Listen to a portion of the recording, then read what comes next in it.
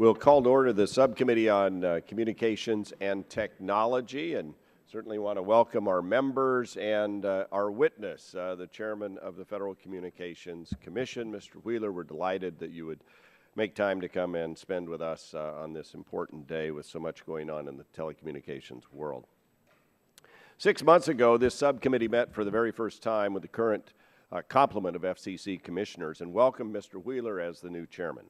Today, and let me welcome Mr. Wheeler back, we meet to review the record of action and selective inaction that the Commission has taken under the first 6 months of your leadership. Unfortunately, given some of the most recent actions out of the Commission, I fear that we may be heading into some rough waters. When we last met, I offered 2 pieces of advice to Chairman Wheeler and his colleagues. First, I urged them to heed the words of Congress where it has spoken and reject calls to act in ways contrary to congressional intent. Second, I urge them to bear in mind that even seemingly small changes in the Federal Communications Commission's rules can have significant impact on the marketplace. I called upon all the members of the Commission to discharge their duties with transparency, accountability, and a long view of the technological landscape. In sum, my advice was that they must approach their duties with humility and restraint. Unfortunately, recent actions have hinted that my advice was ignored. In December, we had yet to know that the D.C. Circuit Court of Appeals would once again reject the Commission's attempt to regulate the Internet and could only speculate as to whether the Commission, under Chairman Wheeler's lead, would mount a third attempt. Sadly, we now know the answer. Not only is Chairman Wheeler leading us down this path again, the item the Commission adopted last week tees up the long-dead idea that the Internet is a common carrier.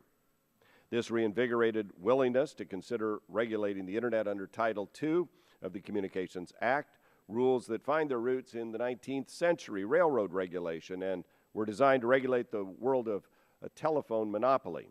Harken back to a world in which twisted copper was the only portal for consumers, the communications network, and voice the only service. The modern communications landscape bears no resemblance to the world Title II was meant to regulate, and application of Title II to the Internet is at best a poor fit. Worse still, the practical consequences of reclassification are to give the bureaucrats at the FCC the authority to second-guess business decisions and to regulate every possible aspect of the Internet. We should all pause and consider the prospect of the FCC as a rate-setting authority over Internet access and what that means for innovation in the telephone network of yesteryear. We should also be aware that this path opens the door for states to regulate the Internet. Contrary to any intended effect, the reclassification of broadband service under Title II will harm consumers, halt job creation, curtail innovation, and stifle investment. In sum, at a time when the Commission, at Congress's direction, is taking steps toward even greater growth and innovation across Internet access platforms, the Commission is simultaneously contemplating rules that undermine those very efforts and compromise the fundamental approaches of both the Clinton and Bush administrations that laid the foundation for the Internet that we know today. As troubling as some of the actions taken under Chairman Wheeler's watch, the selective inaction of the FCC is equally troubling. Although required under the Telecommunications Act, the Federal Communications Commission has failed to complete its quadrennial review of the limitations on ownership of broadcast properties. It's been 6 years since the Commission last fulfilled this statutory mandate. Rather than focus on ensuring that the rules reflect reality, however, the Chairman has now announced that the Commission would essentially scrap the 2010 quadrennial review and begin in earnest its 2014 quadrennial review.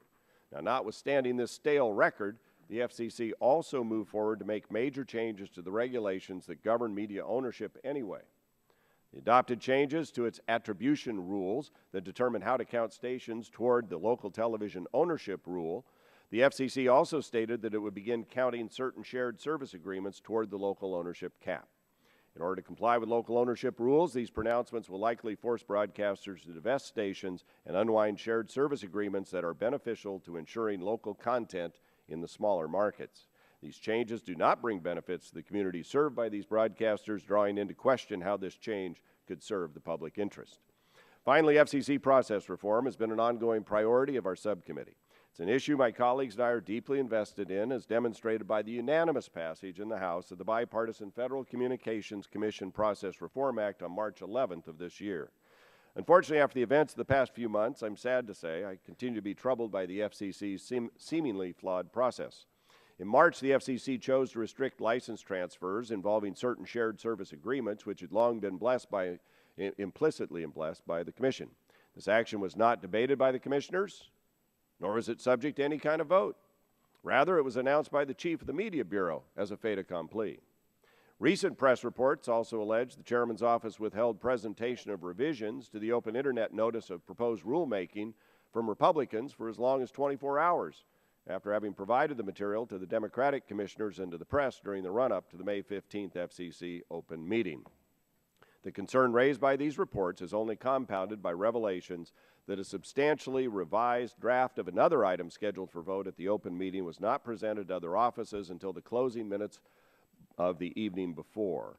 According to Commissioner Pai's dissent from the Commission's mobile spectrum holdings item, his office received the revised item fewer than 12 hours before the open meeting, and the item contained more than 3,000 revisions.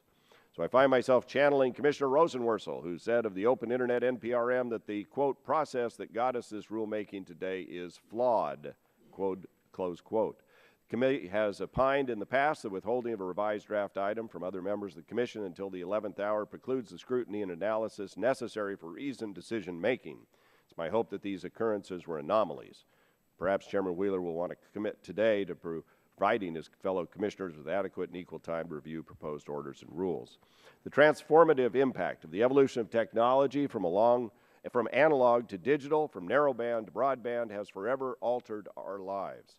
The evolution continues, and the Commission has before it the issues I just mentioned and many more, all significant in their impacts on our lives and the economy. You stated in your written testimony you're eager to build on the progress of the last 6 months going forward, and I hope working together we can move forward in a direction that protects the success this critical sector of the economy has enjoyed and facilitates its continued growth and job creation unencumbered by regulatory overreach.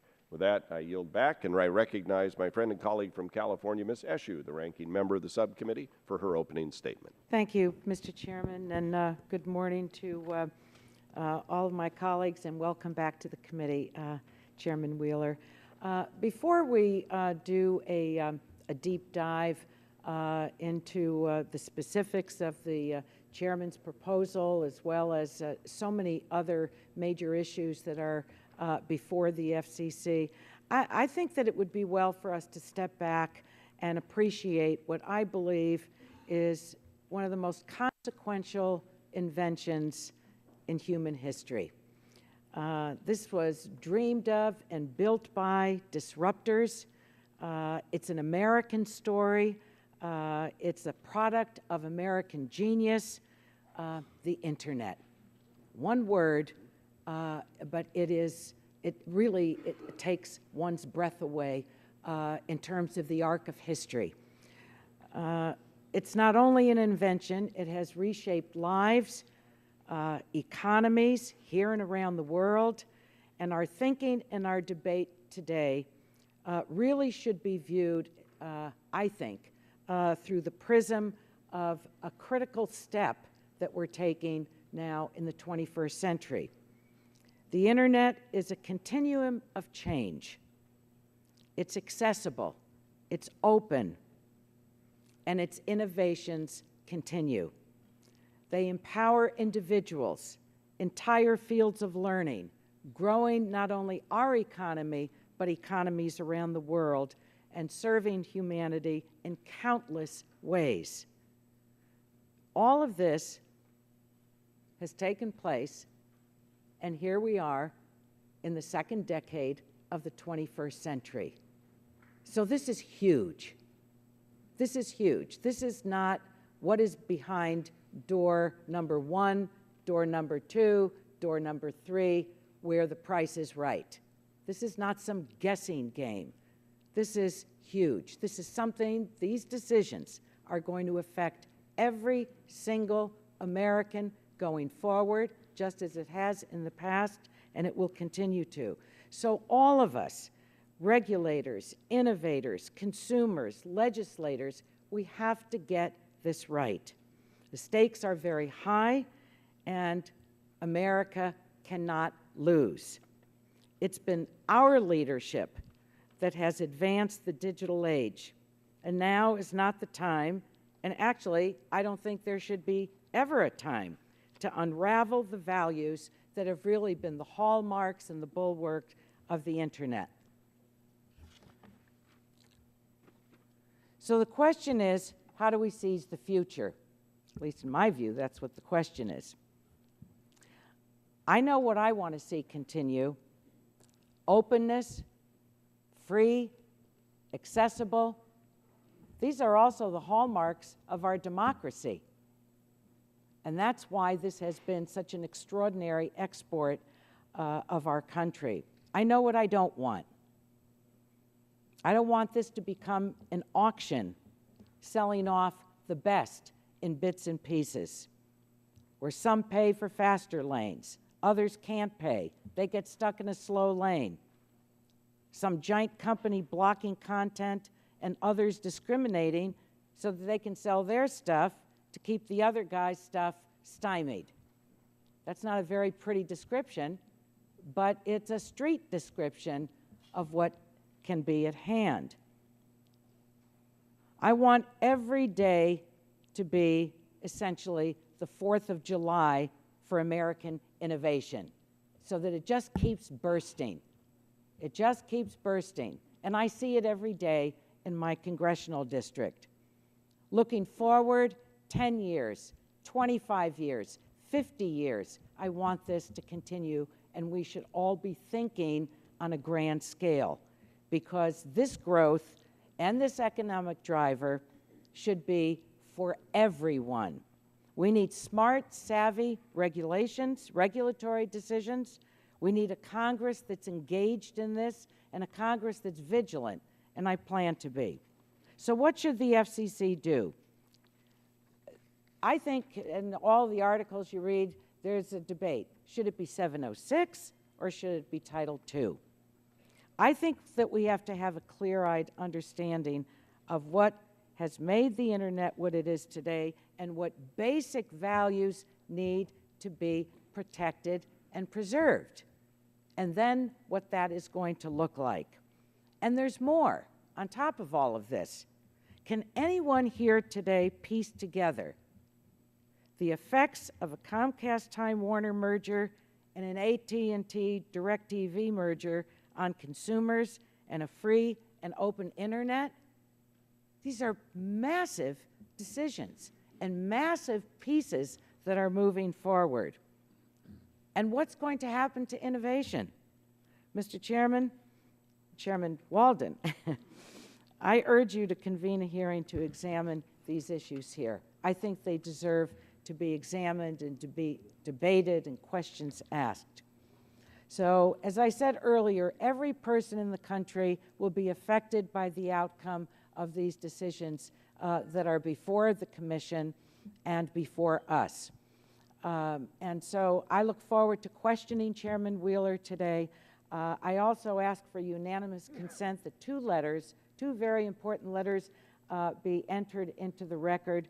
One signed by more than 100 venture capitalists and angel investors who support simple, strong, enforceable rules against online discrimination and access fees, and the other signed by more than 100 Internet companies, small and large, mostly small, that support a free and open Internet. Without objection. And I don't know if I have any time remaining. No, I think I've gone over. Well, with that, I'll yield back what I don't have. Thank the gentlelady for her opening statement and the letters. We'll now turn to the full committee chairman, Mr. Fred Upton from Michigan, for opening comments. Well, thank you, Mr. Chairman. Oversight is a critical part of this committee's work to foster a smaller, more nimble government for the innovation age. We've held lots of hearings with all of the FCC's commissioners to address issues of national importance, to keep a close eye on the budget, and to ensure that Commission process focuses on promoting jobs and innovation. And today's oversight hearing with Chairman Wheeler will continue that discussion to ensure that the FCC works in a way that benefits consumers, industry, and certainly the economy, and I thank you for coming today. There's a lot to discuss. In the 6 months since Mr. Wheeler was confirmed as chair, he has addressed a number of items, including media ownership, the IP transition, universal service, and just this past week, of course, the incentive auctions and net neutrality. While I appreciate the Chairman's leadership on some of these, I have serious concerns with some others. As an initial matter, Chairman Wheeler started off his chairmanship with a review of FCC procedure, an issue that this subcommittee has spent lots of time working to reform in a bipartisan manner. But I was disappointed to see some of the process failures that occurred last week. Media reports of an open meeting item being circulated to commissioners as late as midnight the evening before the vote on one item, and what seems to be partisan sharing of items with Democrats as much as 24 hours before sharing them with Republicans on another is particularly concerning. Regardless of political affiliation, commissioners must be given adequate and equal time to consider the items on which they're going to vote. Let us all hope that such incidents of favoritism and selective sharing are isolated and not emblematic of the Chairman's new operating procedure. Additionally, I continue to be concerned with the Commission's ongoing defiance of its statutory obligations to complete the 2010 quadrennial review of media ownership rules. Despite the Commission's woefully outdated record on this issue, it has nonetheless moved forward with changes that effectively bar joint sales agreements and change Commission treatment of shared service agreements under its media attribution rules. These actions, in the absence of the statutorily required media ownership review, do raise significant questions about the Commission's commitment to making decisions informed by facts and utilizing sound process. And lastly, I am troubled by the Chairman's insistence on attempting to regulate the Internet under rules that were informed by 19th century railroad regs and adopted to regulate the monopoly telephone network of the past. The Internet has indeed flourished under the current light touch regulatory scheme, and subjecting it to burdensome regs is a leap in the wrong direction. Title II is inappropriate for the Internet, and attempting to reclassify it would be harmful to consumers, businesses, and the future of the Internet as we know it. Nobody wants telephone service to look like it did in 1984, and we certainly shouldn't wish for our Internet access to return to that rotary phone era either.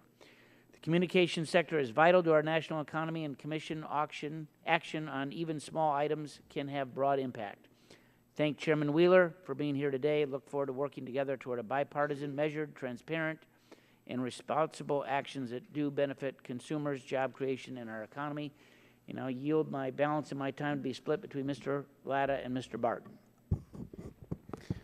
Well, thank you, Chairman, for yielding, and Chairman Walden, I appreciate you holding this hearing today, and welcome Chairman Wheeler. Thanks for being here. The communications and technology industry is heralded as a vibrant, dynamic, and productive sector of our economy. This is not by accident. As networks and services transition to IP-based platforms, they've had the flexibility to grow, advance, and evolve in large part because they have not been subjected to the stifling hand of legacy government regulation. We pursued a light touch regulatory approach to the Internet ecosystem because we've seen time and again that it serves as a catalyst for increased investment, innovation, job creation, and competition. As we look forward to develop policies that would further this growth, we'd be remiss to overlook the significance of how regulatory restraint has been fundamental component of the industry's success. That's why I'm concerned with some of the proposals emerging from the FCC, particularly in consideration of reclassifying broadband Internet access service as telecommunications service under Title II of the Communications Act. This policy would be an extreme exercise of government overreach and likely result in failed websites, downgraded, and poor customer service, less choice, and flexibility for consumers, businesses, and stifling of innovation through regulation. Unwarranted attempts to manufacture and shape markets' outcomes, propose solutions in search of problems, or impose antiquated regulations will frustrate future progress and innovation. I intend to introduce legislation that prevents the FCC from following through on this misguided regulatory proposal. Mr. Chairman, with that, I yield back the balance of my time. And I yield to Mr. Barton. My time. We just welcome Chairman Wheeler, and the question before the committee today is, are we soon going to be calling him Mr. Wheeler Dealer? But with that, I'll put my statement in the record, and in the interest of time, yield back to the Chairman. Thank the Chairman. Gentleman yields back. Now turn to the gentleman from California, Mr. Waxman, for opening comments. Thank you, Mr. Chairman, and I want to welcome back Chairman Wheeler. The Federal Communications Commission had an historic week last week. You are tackling some of the most complex and pressing issues in the communications sector today. In 2012, Congress gave the FCC a big job: create the world's first incentive auction to ensure that beachfront low-band spectrum is put to its highest economic value. And you established the ground rules for this crucial auction last week. You had a hard job because you needed to balance four potentially conflicting objectives. One, maximizing the amount of spectrum made available for auction. Two, promote competition. Three, create bands of unlicensed spectrum to spur innovation. And four, raise money. It appears you hit this one out of the ballpark. I particularly want to commend you for your work to advance unlicensed spectrum. Your plan will create 3 channels of beachfront unlicensed spectrum throughout the nation. The vision of new super Wi-Fi can now become a reality. I also want to commend you for promoting competition by reserving spectrum for competitive carriers. It would be an enormous setback for innovation and consumers if the incentive auction turns the wireless market into a duopoly dominated by Verizon and AT&T. This auction is the best and possibly the last chance the FCC has to invigorate competition. I would have preferred if you reserved even more spectrum for competitive carriers, but I recognize the pressures you are under and your need to secure 3 votes. By the way, you may hear arguments today from Republicans on this committee that you lack the authority to promote competition. These claims are nonsense and contradict the express language of the statute. Last week, you also launched the FCC's 3rd attempt in 8 years to protect the open internet. You didn't hit this one out of the park, but you didn't need to either. You made a wise decision to solicit comment on a wide range of options. As I wrote you, the time has come to end the legal gymnastics and stop the lobbying games being played by the big broadband providers. In 2010, Verizon, AT&T, and Comcast pled with the FCC not to use its undisputed authority under Title II of the Communications Act.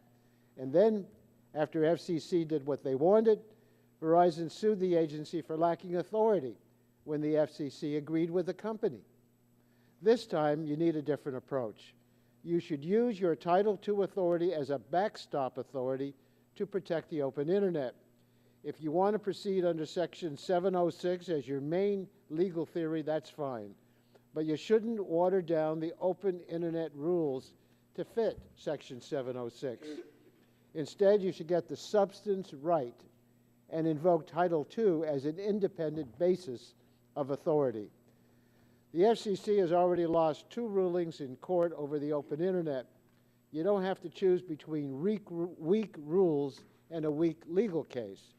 You can issue strong rules and have a strong legal case if you use a belt and suspenders approach to the next rulemaking. I look forward to exploring this issue with you further in the question period. In the meantime, I want to yield the balance of my time to my friend and colleague, Congresswoman Matsui. Thank you very much, Ranking Member Waxman, for yielding me time, and welcome, Chairman Wheeler. The FCC certainly has a lot on its plate. The Commission is considering net neutrality rules, rules on the broadcast incentive auction, the AWS-3 auction, USF and E-rate reforms, and 2 very significant mergers. I'm confident the FCC will be able to demonstrate that it can walk and chew gum at the same time. This subcommittee should also do its part. For one, I join in calling for the chairman to hold oversight hearings on the 2 proposed mergers between Comcast and Time Warner and on AT&T and DirecTV.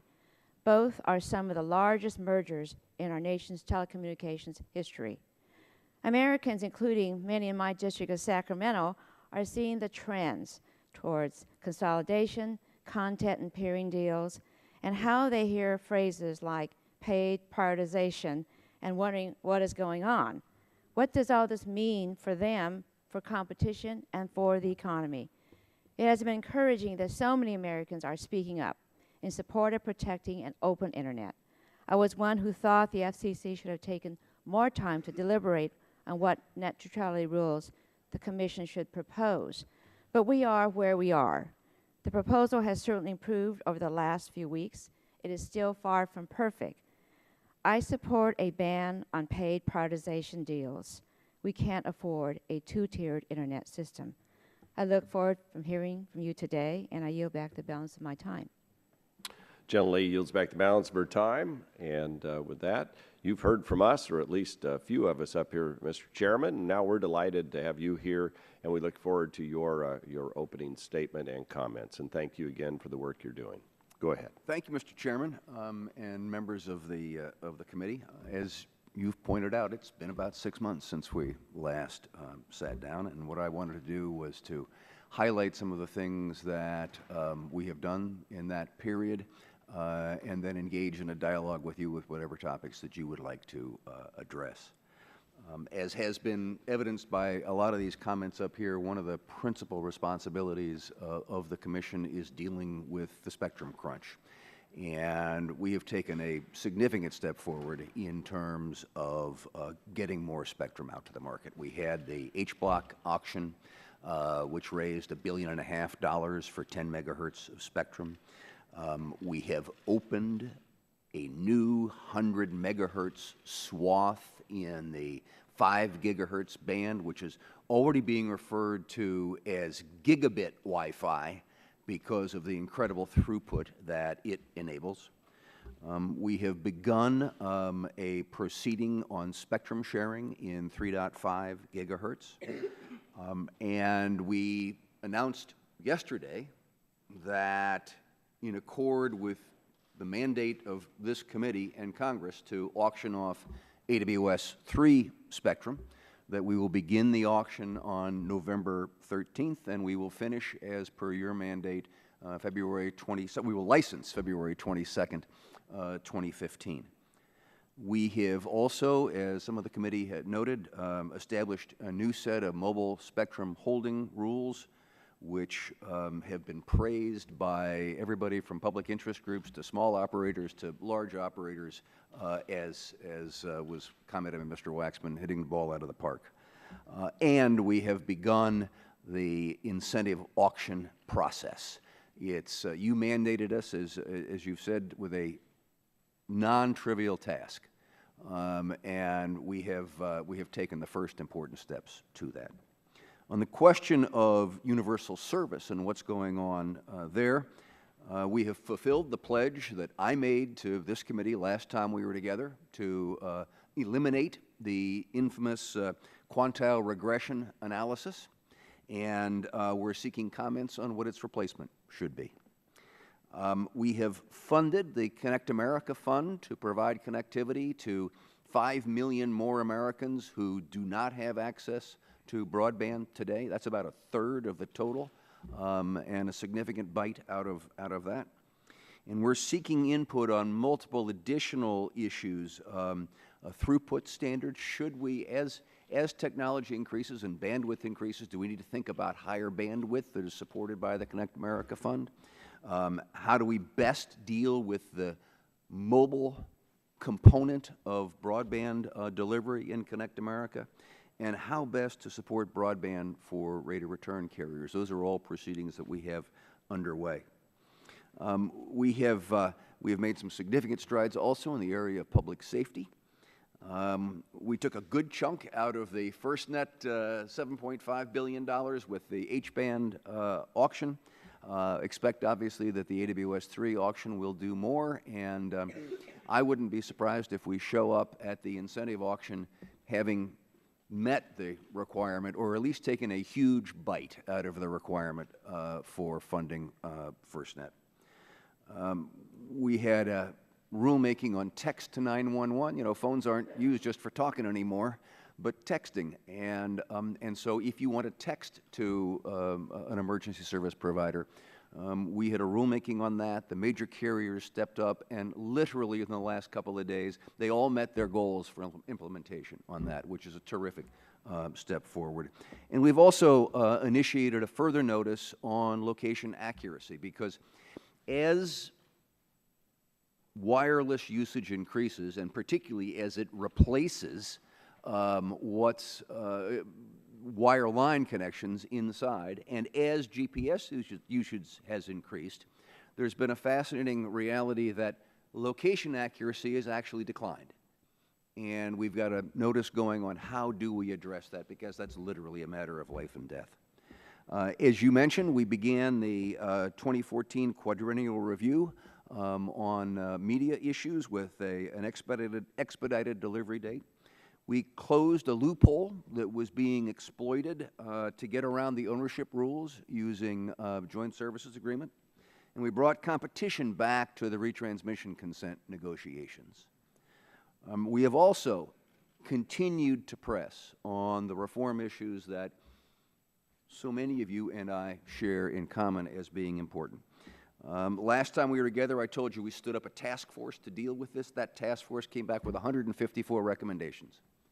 About 3/4 of those are now well along their way to being in process.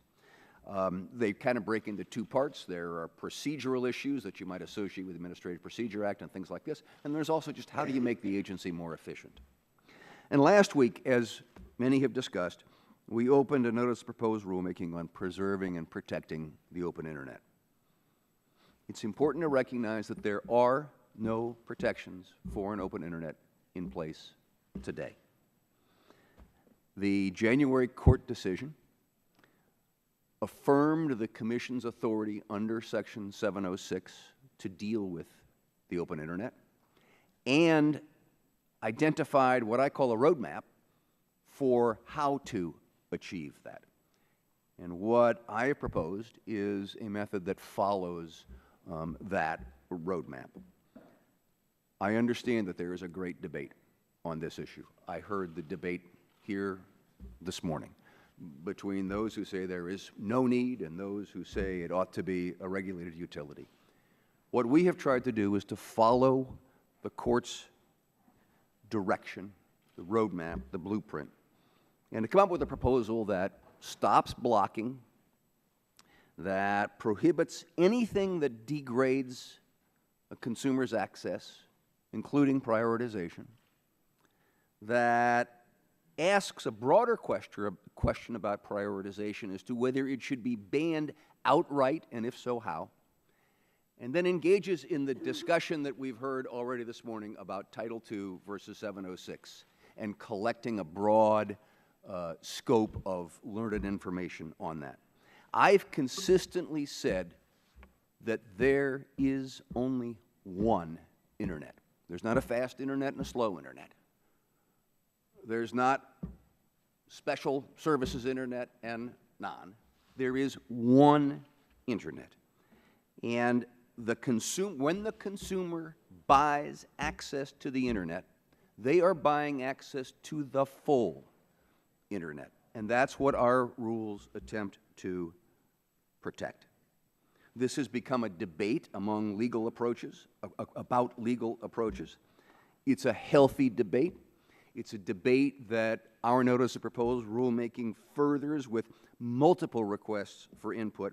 But my position has been similar to that of the Consumer Federation of America, and that is that we ought to explore the powers that are granted in the 96 Act, specifically Section 706, keep asking how Title II fits in, but develop a regulatory policy that looks forward, not backward, because what we need is a regulatory plan for the 21st century. And I look forward to discussing that with you, Mr. Chairman, and members of the committee. Mr. Wheeler, Chairman, thank you for being here. We appreciate your work and your willingness to come and spend some time with us and respond to our questions. I want to pick up on the Middle Class Tax Relief Act, which, as you know, was designed to create a forum where broadcasters could volunteer their spectrum up for auction for mobile broadband use. Never been done quite like proposed, and you've got, we all knew that going in, but it seemed like a good balance. The critical term in all of this was that the broadcasters would volunteer to put their spectrum up. They wouldn't be forced into it. That was the agreement. Yet many of the actions that we've seen coming out of the Commission would lead some to believe that the FCC might be bullying broadcasters into giving up spectrum without providing hard data and clear models, so that the broadcasters can thoroughly and thoughtfully deliberate and choose to participate or not in this first-of-the-kind auction. Let me tell you what I'm thinking here. For example, the joint sales agreements that are now outlawed. These agreements essentially offer broadcasters a viable business model in small markets that would otherwise suffer from lack of service. You're considering increasing the attribution value of UHF stations such that more broadcasters could end up in violation of the national cap under the broadcast ownership rule. And the FCC has failed to process broadcasters' petitions for allocation changes from VHF to UHF, even though the petitions were filed prior to the Middle Class Tax Relief Act. And finally, you're seeking to use a modified version of OET 69.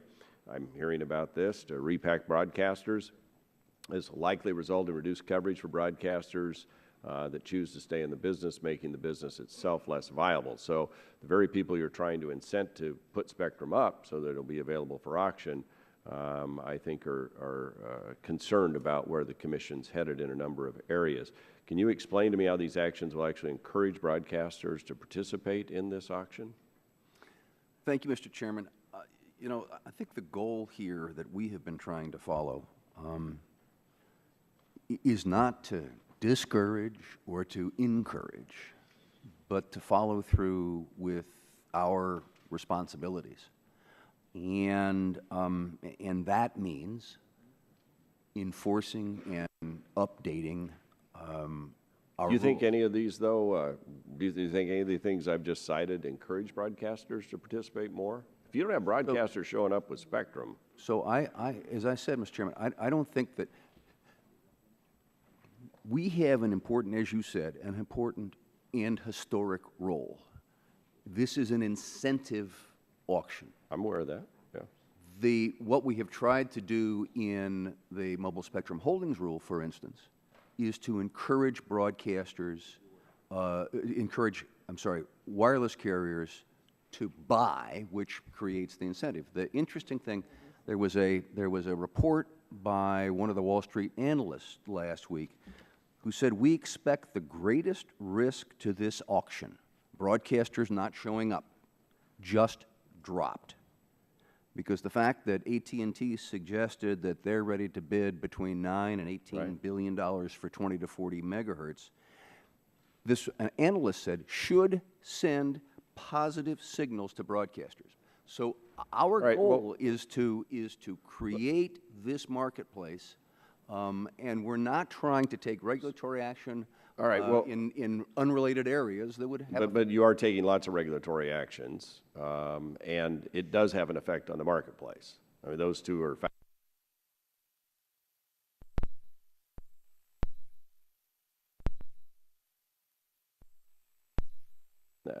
If we don't have these broadcasters coming to the table voluntarily, there won't be spectrum available. So I want to steal a line from the distinguished gentleman from Michigan, and this one I refer to as Mr. Dingle, to see if I can get just sort of some yes or no's here. Will you commit that the FCC will not score television stations based on their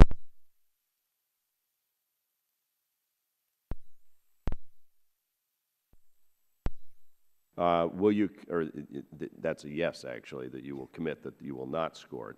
Will you commit the FCC, is that correct? Yes. Yeah. You'll commit the FCC will ensure that broadcasters' costs to reallocate are covered by the $1.75 billion relocation fund? We believe that that fund will be adequate. That's what Congress told us to spend, period. And will you commit to completing frequency coordination with Canada and Mexico before the auction? I think the issue there is what is the term complete. As you know, in the DTV transition, it never came down to actual signing on paper, but we understood where each other were, and I am very confident that we will be at that kind of a point. Because that's critical. And will you commit to revoking only those low-power TV and translator licenses that are necessary to complete the auction? Yes. Thank you. And I think I'm out of time. So with that, I would now yield to the gentlelady, my friend from California, Ms. Eshoo. Thank you, Mr. Chairman.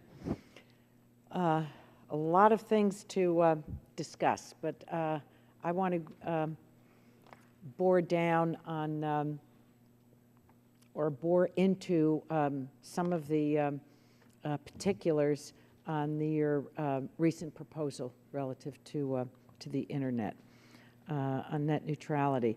I've argued, many advocates for net neutrality have argued that paid prioritization represents a fundamental departure from the internet as we know it. I'm just kind of restating what is obvious, but I think that when you have hundreds of thousands of people communicating from across the country to you on it, that it is that it's important to raise. Now, as a policy, not as a legal question, do you think that paid prioritization should be blocked outright? So I have said, Congresswoman, that I don't believe there ought to be haves and have-nots. Okay? No, just answer my question. Just tell me, do you think that it should be blocked outright? We have asked that question in the rulemaking. And what I have said is that I believe that under Section 706, anything that is anti-competitive or anti-consumer is competitively unreasonable and therefore can and should be blocked. And that becomes the trigger for how you deal with paid prioritization. Yeah. Now, what happens on the question of per se that you asked? We've specifically asked how and whether. Now, what happens if the FCC determines that there's no outright, no way to outright create an outright ban on these paid agreements under 706? Where does that leave you? Where does that leave the country? So when the court gave us our instructions, they talked about what they call the virtuous cycle. And that is that content drives the need for conduit, which then creates the opportunity for content. And that this cycle is what it is our responsibility to protect. And that's what 706 authorizes us to protect. And so what my proposal is that we take them up on that and we say if there is something that interferes with that virtuous cycle, which I believe paid prioritization does, that then we can move against it. Mm-hmm. All right, but now let's move over to Title II. Title II is described, it depends on who's describing it. It's either a scourge, it's been compared to the early railroad regulations in our country, to being the flip side, you know, the savior title.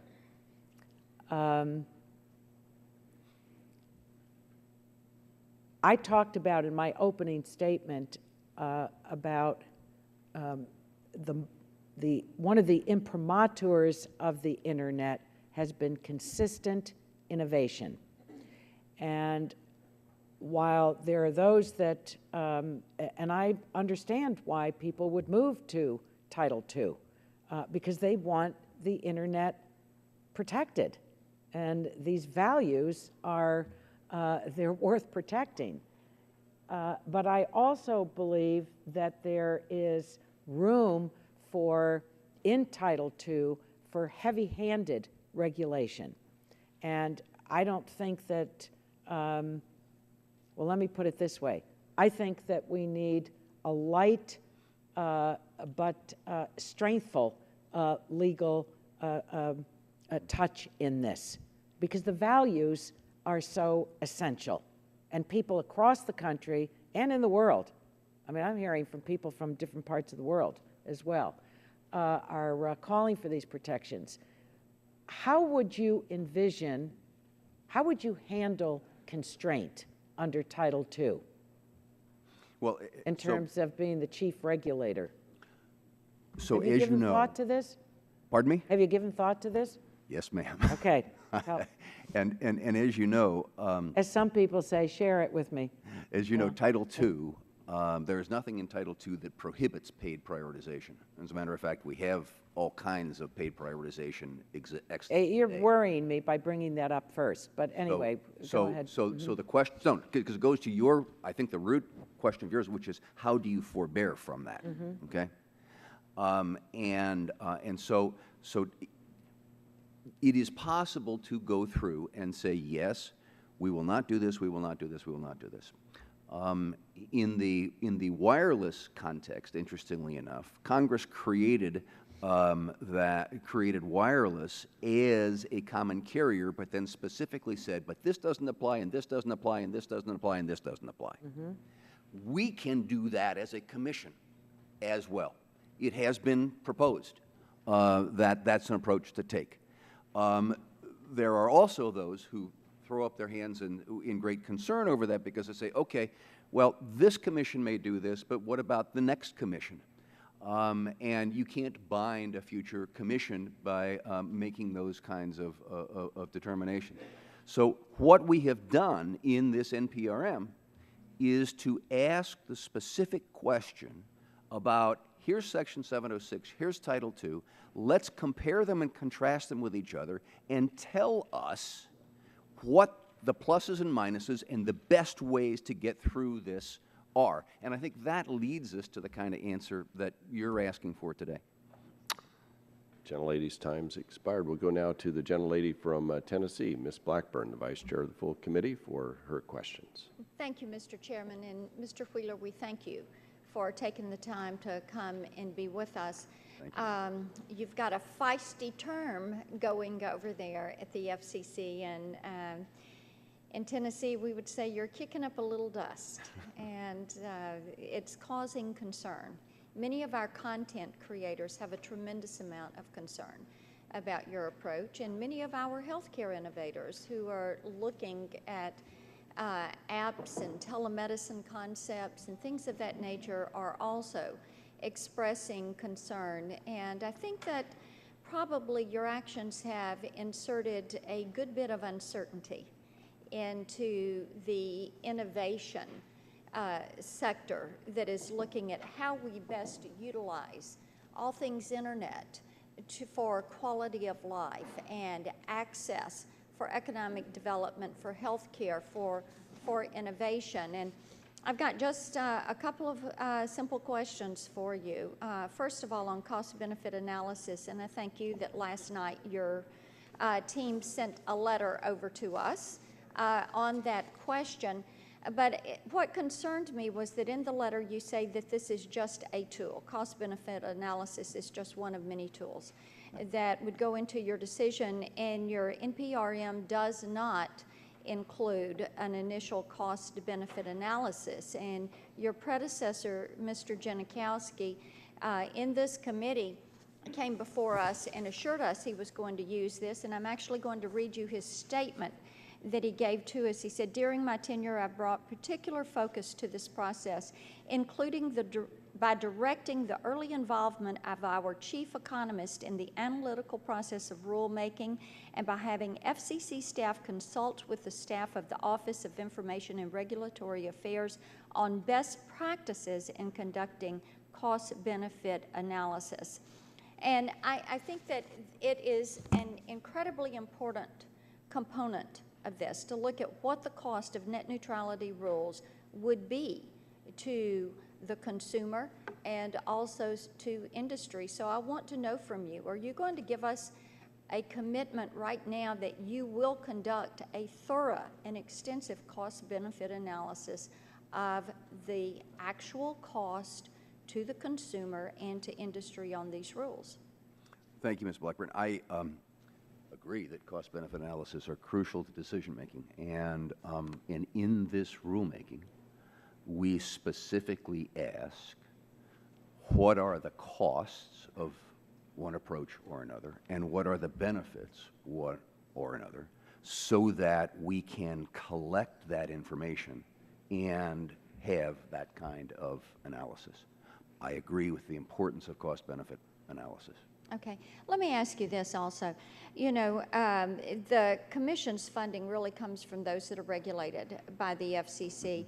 but we have some that are not, they're impacted by this, but they are not regulated and paying those fees. So in the net neutrality context, for example, companies like Google and Netflix want the FCC to act on their behalf and petition or visit the agency, if you will, in support of those efforts, but they free ride because they are not paying the fees and bearing that part of the regulatory burden. So since they seem so ready and willing to rely on regulation to help them with their business models, how would you recommend that those entities share in the cost, pay their part of the cost of funding the agency? With all respect, that's above my pay grade. That's a decision that this committee and the Congress can make, and setting those rules as I'm to who we asking for can what your collect. recommendation would be. They come and they lobby you, and So- they're pushing the net neutrality rules, and while they may like what you are saying because they want you to step in, we have a lot of people out there who are paying the fees that are not in favor of what you are doing, and we have a lot of innovators who are not in favor of what you are doing, and your door has the name chairman on it. So I'm asking, what is your perspective? So our effort in all of this is to represent the American people, not Company A or Company B. We have been told by the Congress from whom we can collect regulatory fees, and we do. If there is a decision that we should collect regulatory fees from somebody else, that's something we obviously will take. If there is a decision that we should expand regulatory authority over other entities, that's obviously something we should do. But that is a decision that is out of our hands. I yell back. Gentlelady yields back. Chairman recognizes the gentlelady from California, Ms. Matsui, for her question. Thank you, Mr. Chairman. Chairman Wheeler, I'd like to understand, given the success of the Internet in the absence of prioritization, precisely what types of paid prioritization you believe would speed the deployment and adoption of broadband Internet access services. Given that paid prioritization agreements would be used as a barrier of entry to startups and small business, what prioritization arrangements specifically will be better for the Internet than the no prioritization norm we have today? What we are trying to do in this item is to say that anything that affects that virtuous cycle that the court talked about and I talked about before is not appropriate, is unlawful, and that would include paid prioritization. Now, the court told us to look at this on a case-by-case basis. We have asked the question in the rulemaking as to whether we should look at it generically and say it's all out. And we're soliciting comments on that. But, you know, the concept of paid prioritization, when I buy Internet access, I am buying the full pipe. I am buying access to everything that's out there. And if somebody comes along and says, oh no, you can't get this unless you pay more, that's unreasonable and should be banned. If somebody comes along and says to a content provider, you can't get on unless you pay more, that's unreasonable and that would not be permitted.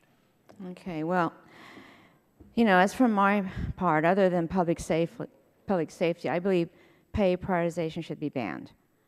I also think another concern here is a last mile equivalent we're seeing and peering. The fact that there's so much uncertainty with paid prioritization is troublesome. If this concept moves forward, we could inadvertently block the next Google or Amazon from the market without even knowing it. I'm concerned that your hands may be tied here. Even if the Commission wanted to ban anti-competitive paid prioritization deals, you may not have the authority or tools to do so. Chairman Wheeler, if you were to explain to my constituents what is occurring in the market right now with the two mergers, content and peering agreements, and now pay prioritization, could be legitimized under a commercially reasonable standard, what would you tell them? Not just what it means for them, but also for competition and for economy as a whole. I would tell them that I felt that paid prioritization was commercially unreasonable and therefore could be dealt with. And that on the question of peering, that is a separate issue that the Commission needs to look at and will be looking at. But I would emphasize that I am a strong supporter of the open internet. And I would also tell them a story that when I was an entrepreneur, I was shut out of cable systems because they were closed networks. And I would come with a new product and couldn't get on. And then when I was a venture capitalist before taking this job, that the companies that I was backing had to have access to the internet, could only succeed if they had access to the internet. So I would say to them that I believe in an open internet. I've experienced closed networks and the harm they cause to innovation, in that I want to protect and preserve an open internet. You know, I think this is a very critical time when I have ordinary people practically off the street coming to me and asking me about all these things they've heard, because people today really depend on the internet. Ordinary citizens, the entrepreneurs who are concerned about this, and who else we may not know out there. So it is very concerning to all of us that there is a potential that we may have a situation where we won't have an open internet.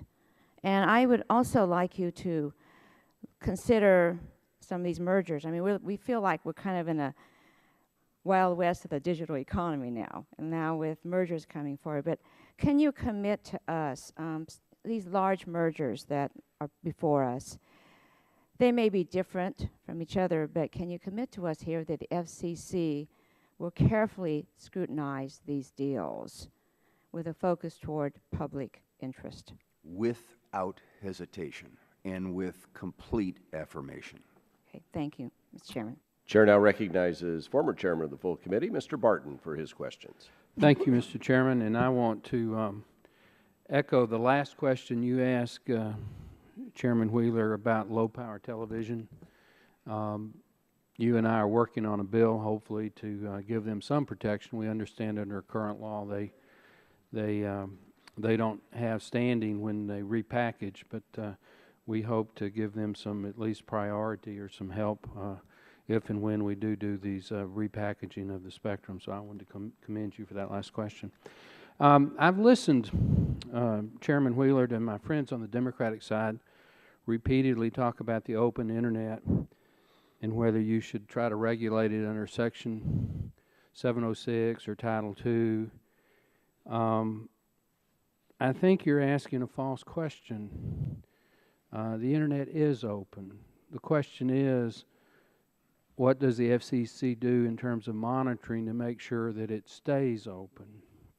And the analogy I'm going to use is not perfect, but I think it is instructive and educational.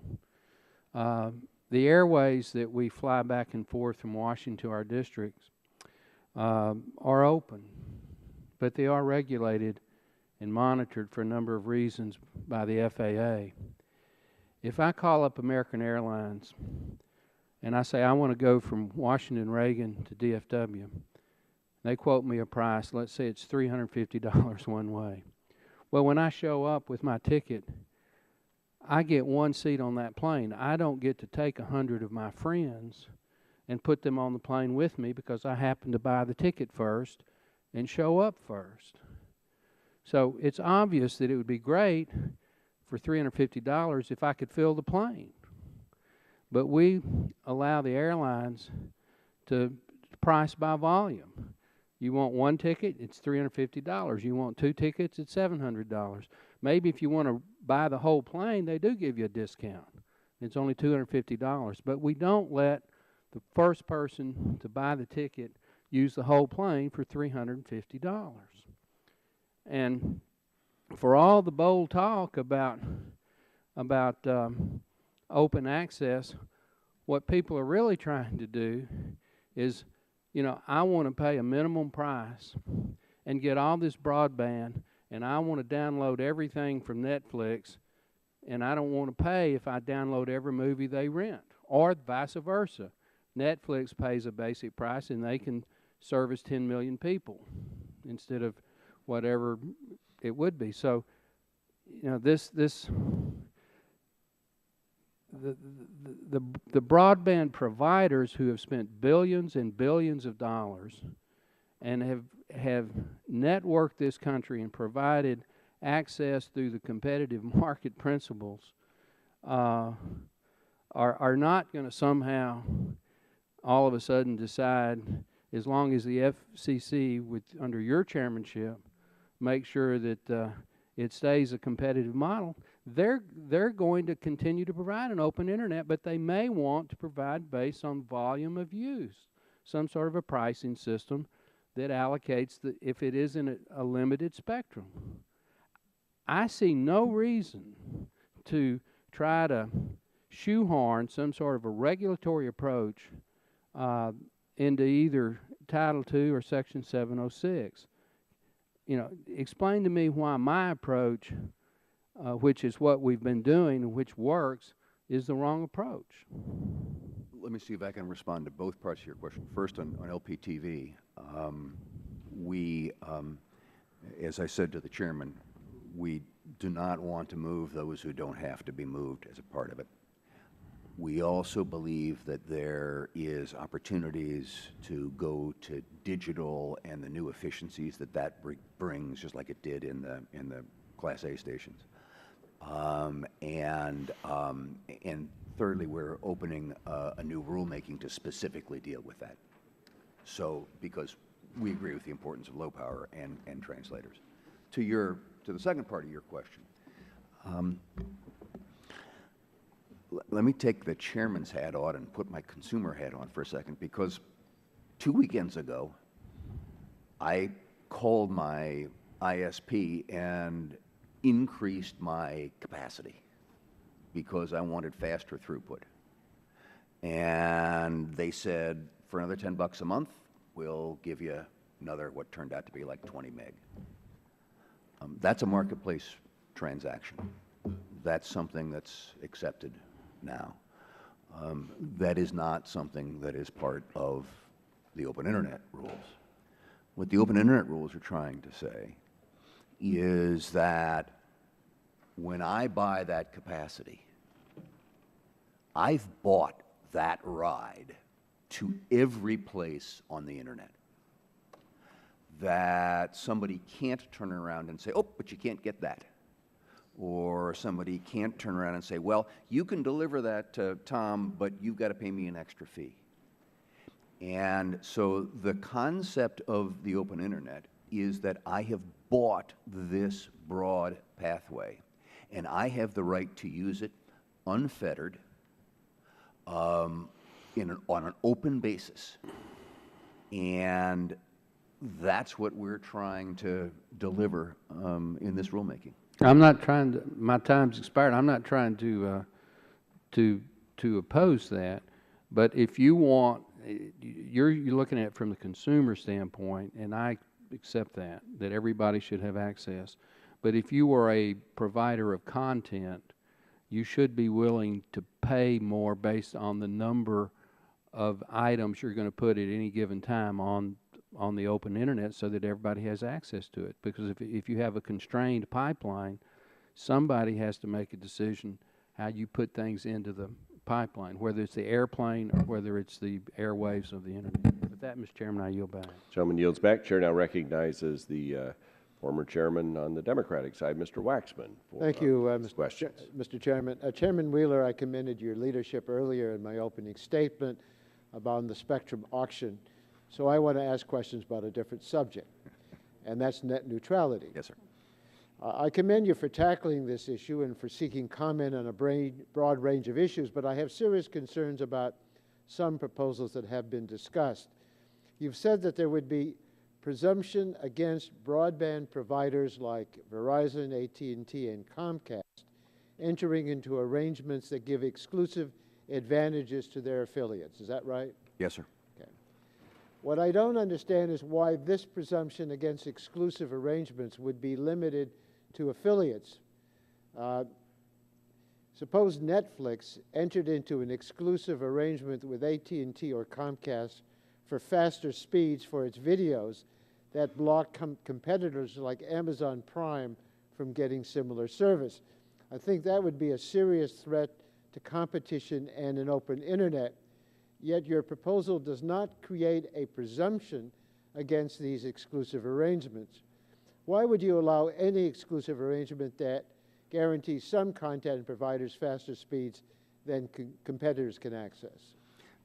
Thank you, Mr. Waxman. This goes to back to this virtuous cycle that the court talked about. You know, it was interesting. Yesterday in the Wall Street Journal, there was an article that interviewed a bunch of infrastructure manufacturers about the impact of net neutrality. And they flat out said that if you offer fast lanes for some, you're going to degrade service for others. And I think that's at the heart of what you're talking about here. That would be commercially unreasonable under our proposal. Okay.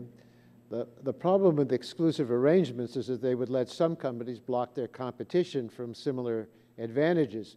In markets where there is no or only limited choices of broadband providers, that would stifle openness and competition. I just want to say to you that I'm opposed to any form of paid prioritization. Paid prioritization divides the internet into the haves and the have-nots, and it will entrench the big companies at the expense of startups. My understanding is that you've asked comment on a multi-factor test for determining when paid prioritization is permissible and when it would be prohibited. My concern is that this will create a lot of ambiguity and a lot of litigation. I believe bright lines would be much better for the market and for innovation. So I'm going to ask you to consider a presumption against all paid prioritization as you develop final rules. Will you agree to consider this option? Absolutely, and we have asked in the NPRM specifically whether, and if so, how do you accomplish it? So that is a ripe debate that is in the NPRM right now, sir. Okay. My understanding is that the reason you have proposed a complicated multi-factor test is concern about the court ruling. And I agree that if you are limited to acting under Section 706, your options could be limited. But you are not limited to Section 706. You could establish a presumption against paid prioritization under Title II. And that's why it's so important for you to use your Title II authority as backstop authority. You don't have to settle for a weak open internet rules if you exercise your full powers. And I'm glad you're looking at that possibility. Let me close by thanking you for seeking comment on the backstop proposal in the proposal adopted last week. I'm committed to working with you to ensure the Commission adopts strong and open internet protections for consumers and innovators while encouraging continued investment in the online content and services we all rely on and enjoy today. I think it's important that we get the substance right. We've tried 3 times, we, meaning you, at the FCC, because of the concern that the consumer have full access to what is on the internet and full access to be able to use the internet to its greatest maximum potential. And I would hate to see that net neutrality in any way be diminished if we have an opportunity under the law as we look at it to make sure that we get the substance right. Thank you, Mr. Thank you. Waxman. Thank you, Yes, sir. Mr. Chairman. Gentleman yields back his time, and now turn to the distinguished gentleman from Ohio, the Vice Chair of the Subcommittee, Mr. Latta. Well, thank you very much, Mr. Chairman. And again, Chairman Wheeler, thanks very much again for being here. There's been some discussion on Title II, and I'd like to follow up on some of that questioning. Central premise of Title II regulation has always been that the regulation was a substitute for competition. And two parts for the question then. What types of findings has the Commission made to justify entertaining the idea of Title II regulation of the Internet? And then, do you believe the FCC should have to make a specific showing that of a market failure before imposing rate regulation or reporting requirements that are the precursor to rate regulation? So, again, these are the kinds of questions that we have tried assiduously not to decide on, but to ask about in this rulemaking. We're going to have to make a decision on exactly those questions at some point in time. But what we want to achieve is a record that gives everybody the opportunity to opine on that so that we can be appropriately informed. Well, let me ask, what's your time line on that then? So we've got 60 days for comments and then 45 days for reply comments. Okay, so are you saying then that you're not ruling out rate regulation? I'm saying we have asked the question about Title II and the full panoply of Title II. Yes, sir. Okay, well, let me ask you this. What have you been hearing from the community thus far, especially when you're saying that you want to be asking those questions? What have you been hearing out there? Excuse me. Well, we've heard very little on the record thus far. There has been a great outpouring of people speaking to us through the press, people speaking to us through letters and this sort of thing. And as I indicated at the outset, there are two diametrically opposed positions. One is that you should not do anything, and the other is that it should go all the way to being regulated like a public utility. And our job is to find that which is best for consumers and best for encouraging investment in the Internet, which itself is best for consumers. Let me go on with this question. While you've resolved some of the issues in the 5 gigahertz rulemaking, there are a number of issues outstanding that have the potential to open up another 195 megahertz of spectrum for unlicensed use. What is the FCC's and your plan for tackling the open issues? In 5 gig? Right. So you actually think about 5 gig in 3 bytes. The first byte we've dealt with. That's the lower end of 5 gigahertz. In the middle component of 5 gigahertz, there are lots of national defense kinds of activities, radar and this sort of thing. And the question is, how can you work out sharing arrangements there? And we're working with those parties. On the upper end is where you have spectrum that has been identified for intelligent traffic, ITFS kinds of activities. And that is based around an 802.11 standard. There are strong feelings about the need to protect that. I believe that it's possible to work together to meet both sets of needs since it's based around a common 802.11 standard. Yeah, in my remaining time, let me ask this last question. The FCC's 2011 Universal Service Transformation Order requires phone companies to set minimum prices that they can charge their consumers if the provider wants to continue receiving the same amount of funds from the USF program to support the high cost of their business. So as a result, many of our rural consumers, a lot that I represented out there, will see the rate floor go from $14 to about $20.46. And while the Communications Act requires rural rates to be reasonably comparable to rates in urban areas as affordable, reasonably comparable does not necessarily mean that the rural rate should be exactly the same as the urban rate, when the rural customer might be able to call only a few thousand people locally, while an urban can call many times more than that. And then should the rate be the same in the rural areas where the average income is significantly lower, then it might in fact not be as affordable. The rate floor continues to be a concern for many of our telecommunications providers in my district and others servicing rural America. Well, I understand that the FCC has agreed to phase in the increase at $2 per year and propose that start date until, or postpone that start date until after 2015. Can you explain why the FCC interprets the reasonably comparable rates to mean exactly the same rates between urban and rural areas, considering the smaller population in the rural calling areas, and the fact that it was what is affordable in the largest urban areas is not what is also affordable to the consumers in the rural? Thank you. I'm glad you asked that question. It's an important question. So as you stated, we're supposed to make sure that things are reasonably comparable. The reason for that is to make sure that the subsidies that some Americans are paying to deliver service to other Americans don't end up being subsidies that some Americans are paying to reduce the bills of other Americans, but to overcome the high cost of getting to them. In some instances, it has been, unfortunately, the former. There are, in 16 states, there are situations where consumers are paying, some consumers are paying $5 a month for telephone service because they're being subsidized by people in your district and other districts.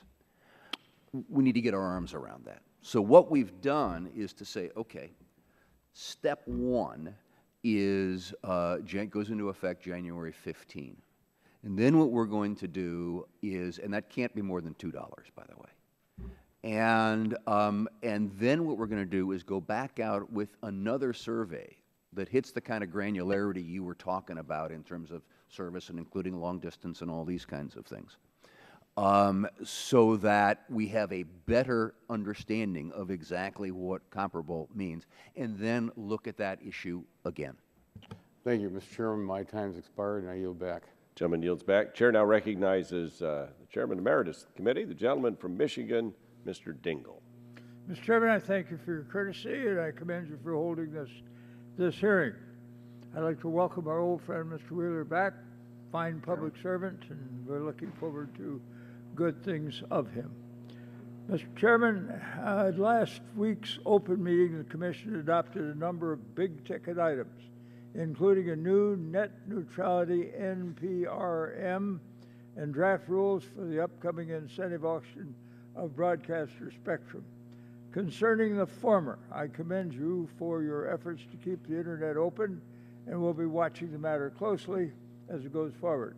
It's my hope the Commission will work with this committee to ensure that any final action it takes to conform to its statutory authority, especially concerning Title II reclassification.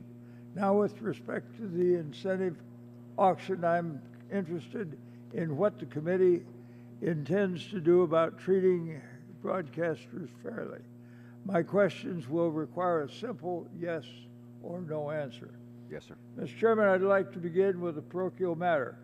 Section 6403B1 of the Middle Class Tax Relief and Job Creation Act specifies that the Commission may, subject to international coordination along the border with Mexico and Canada, reassign and relocate and reallocate broadcast frequencies. Is that correct? Yes, sir.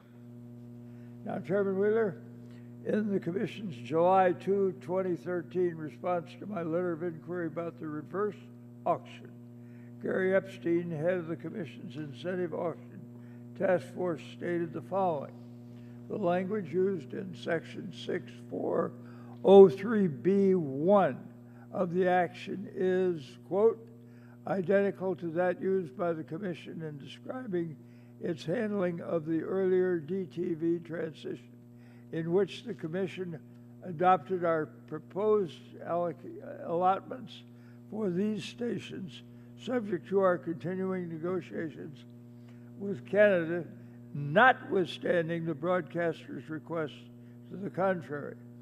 One here could reasonably assume based on the statement that the Commission may reassign and reallocate broadcast frequencies pursuant to the Act while negotiations with Canada and Mexico are still ongoing. Is that correct? Yes, sir. I'm going to ask you to submit for the record how you're going to assure protection to the broadcasters and the viewers in that process. Yes, sir. Now, Mr. Wheeler, does the Commission believe that concluding negotiations with Canada and Mexico prior to commencing the reverse action will give broadcasters, particularly in border regions, greater certainties and likely to increase their willingness to participate in such auction? Yes or no? Yes, sir. Now, Mr. Wheeler, does the Commission expect to conclude negotiations with Canada and Mexico prior to commencing the reverse action next year? Yes or no? The expectation is, it is the goal. You may not make it, is what you're saying. It is the goal, and as I answered you in your previous Will you question, notify this committee as soon as that becomes likely or dangerous? Yes, sir.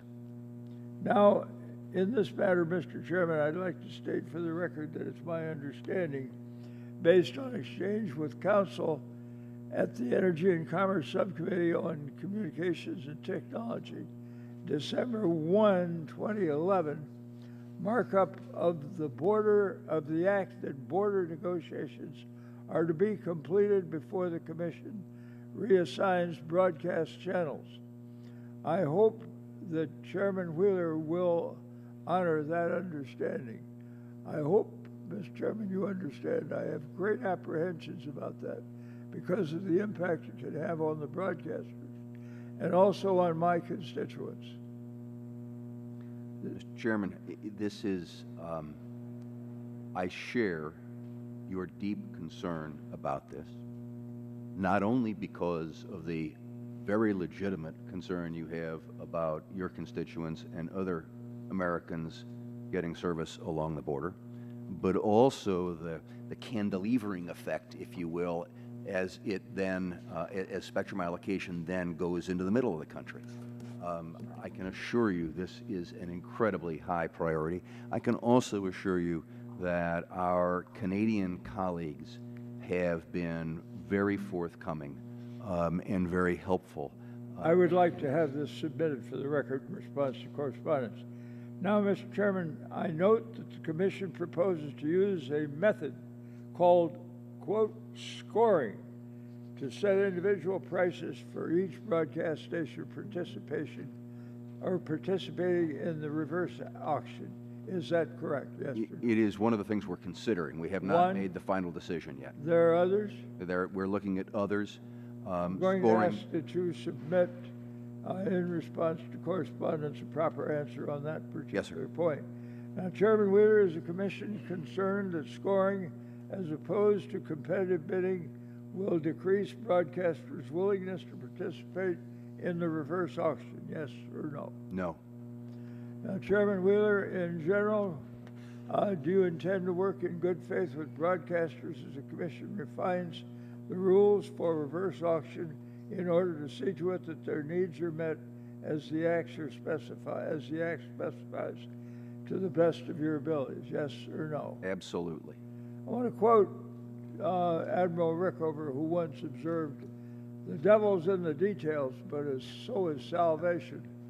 I'm hoping you're going to see that the salvation is there, and not just that we are going to find ourselves amidst trouble because of carelessness, not by you, but by some of your over-enthusiastic and less than competent predecessors. I thank you, Mr. Chairman. I yield back the balance of my time. The gentleman's time's expired and yield back. The chair now recognizes the gentleman from Illinois, Mr. Shimkus, for 5 minutes. Thank you, Mr. Chairman, and Chairman Wheeler, welcome. I'm going to try to get through three pretty quick points if I can. As you know, there's a lot of concerns on this side of the dais on this Title II debate. Yes, sir. And And the basic premise is, how do you build out? We want more, not less. Does a regulated monopoly incentivize more build out, more pipelines, or does a competitive, capital-intensive, incentivized, market-driven process? I believe the second. So that's, we've gone from copper to cable, coaxial cable, satellite, cellular, fiber, a lot of different ways for data to now flow. And we want to encourage that. And I kind of like the idea of incentivizing people who want to use more, making them pay more, to incentivize those who carry. Someone may want to build out more. So that's kind of where I come from. My position is more pipes, not less. More pipes, not a regulated pipe. Competitive markets versus controlled markets. So, because here's an example of that. On May 16th, the Wireline Competition Bureau released a public notice seeking comment on state regulation of dial-up internet traffic. Dial-up. I mean, it's a dinosaur. It's hardly used. So there is no, you want to talk about uncertainty for the state and for the providers when we're still in this process more than 15 years after the FCC first discussed the treatment of dial-up. We're now to this process. So that's just kind of a statement. That doesn't create certainty. Would you agree? Well, what we're trying to do, Mr. Shimkus, is to create an environment that assures consumers and those who rely on the internet that there is openness, while at the same point in time encouraging investment. But let's just go back. I get that, but this is dial-up. No, well, we still have, so if we're dealing with the dial-up, I mean that's a different. Well, it is, but it's not, because it's the whole debate about certainty, and if we actually have a dinosaur application, that why are we even in? So we still have 40% of our consumers on dial-up telephone lines. One of the challenges that we have is how do we evolve that into an all-IP environment, which would be, an internet-like environment. One of the things that I have said to this committee is that we believe that this IP transition is a crucial part. And how do we make sure I get it. I'm going to try to make less. Okay, sorry, sir. And one deals in both of our sweet spot is kind of the public service, 911, Yes, sir. the Spectrum Act, called for the creation of the Do Not Call registry and the automatic dialing issue. The commission keeps saying there's not enough money to do this. I would ask you to check into that. I think there's a lot of money in the FCC. And because obviously this automatic dialing freezes up lines and it's a public safety concern, and I would hope that we would work together to try to, I would take this look under forward to that, sir. consideration. Let me get back and I will come see you. And, and myself and the ranking member have been very involved in these Great. issues, as you have in the early days also. The last thing I want from rural America is kind of just, there seems to be a de facto freeze on this shared service agreement. And this is in the broadcast sector, as you know, the local. When you represent a third of the state of Illinois, as I do now, 33 counties, these shared agreements are now helping to provide, and we've got real-world cases, better local service to the local folks than less. And I guess the basic question in my last minute is what's your plan to ensuring that the FCC action on television transfer application is predictable, consistent, fair, and timely? So, thank you, Mr. Shimkus. What we have done is to put out a public notice on how we look at transfers. And I consider this to be a procedural reform, because the way it used to be was broadcasters would come together in some kind of a merger situation, and they would come to the commission, which was a black box that had constantly changing, well, this, we'll look at it this way, we'll look at it that way. And what I wanted to do was to say, okay, what are the things that we will look at so that everybody has notice, everybody understands, and it is not a black box. And that's the process that we have now established to be able to make those kinds of decisions. Thank you. I know my time's expired. I appreciate it. If you keep me in mind as these things move forward, it'd be helpful. Yes, sir. Thank you. Chair now recognizes the gentlelady from Colorado, Ms. DeGette, for 5 minutes. Thank you, Mr. Chairman. I want to follow up, Chairman Wheeler, on this discussion about the open internet NPRM. Leading up to the Commission's vote last week, there was a robust public exchange among ISPs and edge providers and others about the impact of paid prioritization on their business models. And as Ms. Matsui said, we've been hearing from a lot of our constituents about this as well. Now, you talked very briefly about, a few minutes ago, about what the FCC is doing in its review process to look at the effect of paid prioritization on consumers' broadband bills. I'm wondering if you can comment about what you think the proposed open internet rules will have on access to new and innovative content online, because that's one reason why we're concerned about these proposed rules. It should be encouragement of new and innovative programming because of the fact that it assures that they will be able to reach the consumer unfettered and without having to pay special fees. And what impact do you think that the rules will have on average broadband speeds, network investments, and overall quality of service? That's a terrific question. Thank you. I'm glad you asked it. You know, one of the fascinating things is that 2010, when the open internet rules were first proposed, since then there has been hundreds of millions of dollars of broadband investment made. So the rules don't seem to have a chilling effect. And speeds have been doing this, going up. This is what the court was talking about when they talk about this virtuous cycle. Because everything in the internet ecosystem, everything adds to everything else. So what do you think that the new rules, what effect will they have on these issues? I believe... You just talked about what's been happening. Yeah, we believe that the rules that we have designed will continue to encourage investment in broadband, continue to encourage increases in throughput, and as a result, continue to encourage innovation from edge providers. And so are you saying also then average broadband speeds will increase? Yes, ma'am. And overall quality of service will increase? Yes, ma'am. They need right. Okay. One last thing no one has raised yet is the issue of industry consolidation. And this year we've seen two major merger proposals in the telecom industry. Now, clearly the industry is going through a period of significant technological and economic change, and some folks think that consolidation is the best approach to this. So all things being equal, do you think industry consolidation is good or bad for the consumers? So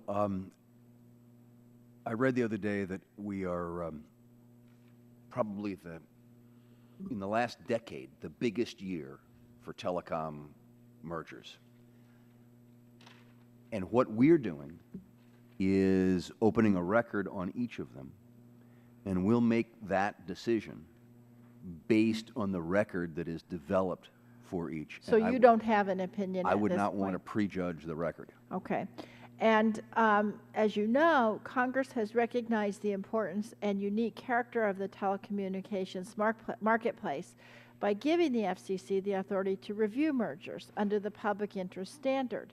Do you think the conditions the FCC placed on the Comcast-NBCU merger were effective at promoting the public interest? Oh, wow. That is something that, a decision that my predecessor made. I know that it had impact. My goal is to look at the record that we presented before me and my colleagues and make a decision on those. Do you think it promoted the public interest, yes or no? I think that there were multiple things in it that promoted the public interest. And what other lessons do you take away from the Commission's previous attempts to promote the public interest by placing conditions on mergers as you go forward? That it is an important role that the Commission has. You know, there's a lot of discussion as to why should there be any authority at the FCC to look at public interest obligations. I strongly believe that there is a big difference between the kind of statutory rigidity that the Justice Department is required to look at mergers with and the kind of broader public interest issues that you've raised that the statute asked the FCC to look at. So, Mr. Chairman, I just ask if you could supplement your testimony with some specific takeaways that this has given you. Great. Thank you very much. Thanks, Mr. Chairman. Gentlelady yields back. The chair now recognizes, I'm sorry, the chair recognizes. Gentleman, yield for your second. The chair recognizes the chairman. I just wanted to clarify one thing, make sure I heard Yes, it sir. right. That, did you say 40% of Americans are still using dial-up for internet access? No, I'm talking about dial-up phone service writ large. All right, because I was thinking it's more like 3%. no, doing dial-up phone service Thank writ you. large. And I thank the courtesy of the Thank you for clarifying that, sir. Thank you. Chair now recognizes the gentleman from Nebraska for 5 minutes, Mr. Terry. Thank you. Well, it's good to know that my 82-year-old father is in the 3%. That makes him very elite. I'm trying to talk him out of that, but that's a work in progress. We all remember those days when we were thrilled to get 56 kb, right? Yeah. So switching gears just a little bit, I want to ask about quantile regression analysis progress, and I do think that you have probably captured its deficiencies better than anyone else has, and I appreciate that work. I was glad to see the Commission's follow-up by repealing the QRA formula. Yes, sir. So congratulations, I appreciate that. I'm curious on your thoughts of how it should be replaced, and if you could walk me through what factors are going to be used in any decision-making and timetables and process. I respect the question, but I can't really answer it right now because we're in the process of, there's several proposals, and we're in the process of looking at what the best components of each are. And I don't want to hip shoot here, but we do have proceedings underway to say, okay, what is it we replace QRA with? So if those, where are we within the process of those? I think that we're probably heading into something that you would see before fall. Before fall? Early fall. Okay. Football season. But, well, I don't want to get distracted. Well, so if you join the big do that when we play McNeese State, and I would appreciate yes, sir. that. For the rest of you, that was humor. Now, then let me go to a broadcast question, since we succinctly dealt with one I thought would take all of 5 minutes. The spectrum bill that was authorized in the incentive auction and passed through the committee was a bipartisan bill. Unfortunately, the order that recently removed the FCC was not bipartisan. And some commissioners, particularly Republicans, that stated that the order treats TV broadcasters that choose not to participate in the auction unfairly, and that has me concerned. Congress set aside the $1.75 to reimburse broadcasters forced to move part of the incentive auction or aim to fully recover their expenses. Why did the FCC not adopt the number as its repacking budget and ensure that broadcasters would not have to go out of pocket when forced the FCC to move? Thank you. Congress said $1.75 billion is the max that can be spent on repacking. We think that will be sufficient. There have been broadcasters who have expressed a concern that it might not be sufficient. So we have said, okay, we don't think that's going to happen, but we will put in place a process that will have a structure in place if and when that should happen. Sir, I don't expect that we're going to get there. All right. I'll just yield back my time. Thank you, sir. The gentleman yields back, and the chair now recognizes the gentleman from Utah, Mr. Matheson, for 5 minutes. Thanks, Mr. Chairman. And Mr. Wheeler, thanks for your testimony. I appreciate your candor and your articulate way you answer questions. Thank you, sir. I also want to commend you on your efforts to open up more spectrum for unlicensed uses. The FCC took an important step last month by opening up the 100 megahertz for spectrum for unlicensed uses in the 5 gigahertz band. And I'm pleased to see in your testimony that the FCC is actively participating in ongoing efforts to free up additional unlicensed spectrum in the 5 gigahertz band. Can you provide an update on where things currently stand with resolving the technical issues in the ITS band currently used for vehicle-to-vehicle communications and the parts of the band used by the DoD for military radar? Yes. So as we talked, there's 3 slices to 5 gigahertz. There's the lower slice that we took care of. The middle, as you suggest, is DoD. We're having ongoing discussions with them. I have been personally involved in those discussions as to about a wide range of spectrum issues, including this. There are strongly held beliefs on both sides, sir. I continue to believe, however, that people of good faith can find answers if you sit at the table long enough, and that's the goal. Insofar as the high band in 5 gig, yes, that's intelligent transportation, which offers such great opportunities with, we've seen the Google Smart Car and all this sort of thing. The thing that's really encouraging is that that's an 802 type of standard. It's not a dissimilar reality, however, where we need to make sure that people are sitting around the table looking for commonalities rather than looking for differences.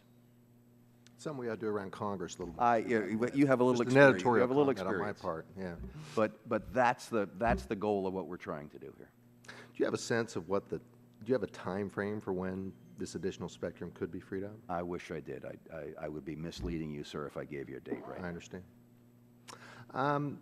Another issue I want to mention, the administration's Connect Ed program, Yes. the goal to bring 100 megabit broadband to every school in the U.S. To the extent that this initiative is implemented through the E-rate program, what can the Commission do to maximize efficiency and get the most bang for the buck? Wow. Thank you. Great question.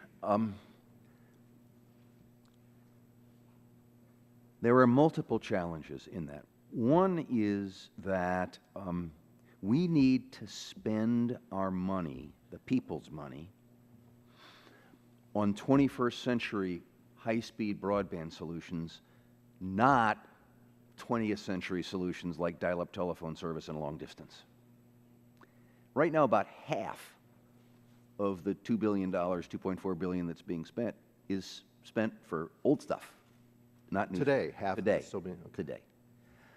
Second part is that we have to design a system that helps schools and library administrators find their way through the maze that is telecom. I mean, we put them in those jobs to educate students, not to be telecom whizzes. So we're trying to develop a process that says, you know, here's what you ought to be paying. Here's what somebody next door is paying. Here's like situated, so that they can go in and understand where their bargaining position is. Right. We're going to be talking about being able to have longer contracts, because buying it on a monthly basis, as we all know, is the worst way to buy. So let's talk about several years. We're going to be encouraging consortia so that you can buy in bulk and get better prices. And I just think that there are a myriad of things that we can do to get more efficiency out of the existing bucks, and we intend to do that. That's great. Does the FCC plan on using the National Broadband Map to identify fiber that is already in place in a given community so it could be leveraged toward these Connect Ed goals? Absolutely, and we've now taken over ownership of the broadband map, so yes, sir. Okay, appreciate that. I'll yield back, Mr. Chairman. Well, thank you very much. The gentleman yields back the balance of his time, and the chair now recognizes the gentleman from New Jersey, Mr. Lance, for 5 minutes. Thank you very much, and good afternoon to you. I believe that some of my colleagues on the other side of the aisle would prefer a Title II reclassification. And if the Commission were to decide to proceed in that direction, I'm concerned that it might trigger a lot of ill-fitting regulations that might not make sense in the context of these services. In your opinion, Chairman, would the process of going through forbearance to separate the wheat from the chaff, could it be a messy exercise, and might it lead to more years of litigation and uncertainty is my real concern, sir. Thank you, Congressman. That's one of the things that gets teed up in the NPRM, and we ask about Title II versus Section 706. And I presume that that will be exhaustively discussed in the responses. And that's exactly the kind of questions that we're asking. Thank you. One concern has been raised about the proposed net neutrality rule, making process protections that would be afforded companies who use a carrier that's providing the same service as another carrier. For example, the large carriers are beginning to bundle services that go well beyond phone service, the internet, and television, to include smart home services such as temperature control, home health monitoring, which of course is important to another subcommittee of this committee, as well as alarm services such as monitoring of home intrusions and fires, video surveillance, or personal emergency response systems. What protections will the FCC provide to ensure that a carrier does not give its service provider a preference over a company using them as a broad-based carrier? I'm not sure I exactly understand what your concern is. Will there be preferences among providers of those services? Yes, Chairman. That's contrary to the concept of an open internet. So you can assure us, and through us the American people, that that will not be the case as these other services are provided moving forward. Let me give you an example personally. Yes, sir. I just switched out ADT in my home security system for another company. I was able to access both of them over the internet and both of them over my mobile device. And there should be no interference with my ability to move from ADT to the other provider. Thank you. And that's the goal of the Commission, and you will assure us that that is how we will proceed moving forward. It's open. There needs to be open access for all providers. Well, thank you. I look forward to working with you. I understand you're a proud graduate of Ohio State. Is that right? You bet. Yes, sir. Please be gentle with Rutgers now that Rutgers has entered the big, whatever it is, the Big 16 or whatever it is. It's the Big 10 that can't count. The Big 10 that can't count. I defer back to the chairman the balance of my time, a proud representative from Ohio.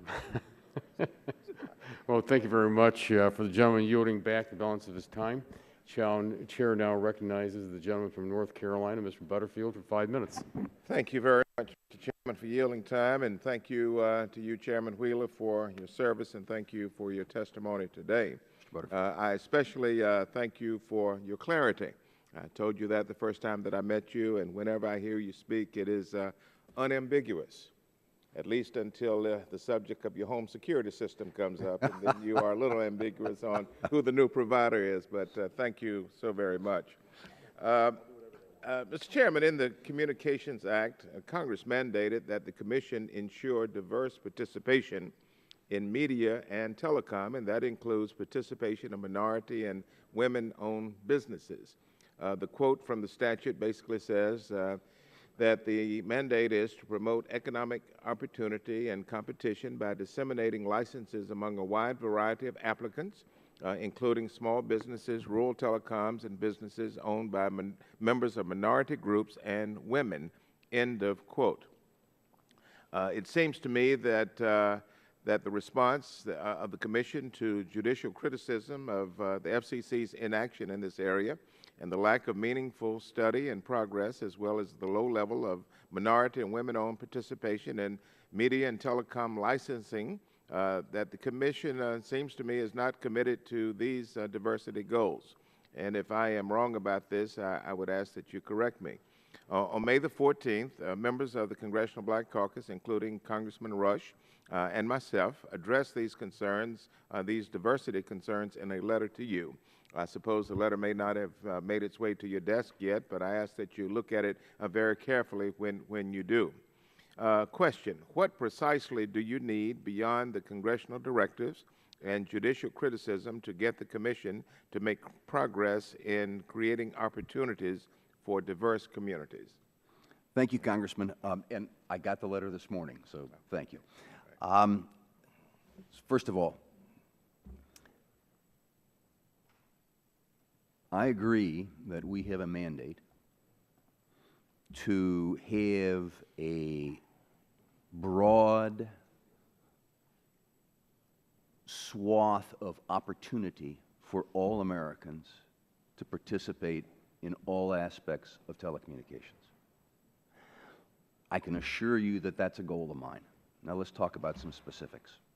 Number one, I think what we did on the JSAs in the broadcast space actually opens up opportunities for minority and small operators. That's why it was supported by more than a dozen representative minority groups.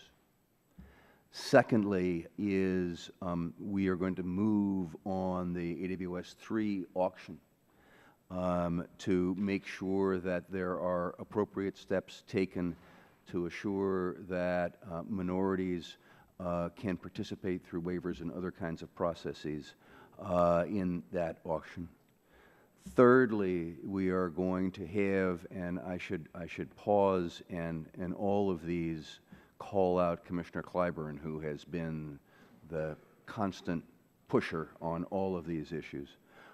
There will be designated entity rules for the incentive auction that will create bidding credits for appropriate designated entities. And I very much take to heart, both as an institutional responsibility and as a personal responsibility, the language that you read. And so when the spectrum is auctioned, you are making a commitment that diversity will be an overriding concern of the Commission. So what we want to do is to make sure that there are opportunities for designated entities to get bidding credits so that, for instance, they can bid with 75-cent dollars against AT&T and Verizon's 100-cent dollars. All right. Let me get this last one in if I can, Mr. Chairman. In light of the demographic changes occurring in our country and the growing number of mergers in the communications industry, how is the Commission encouraging companies to partner with diverse businesses in the secondary market?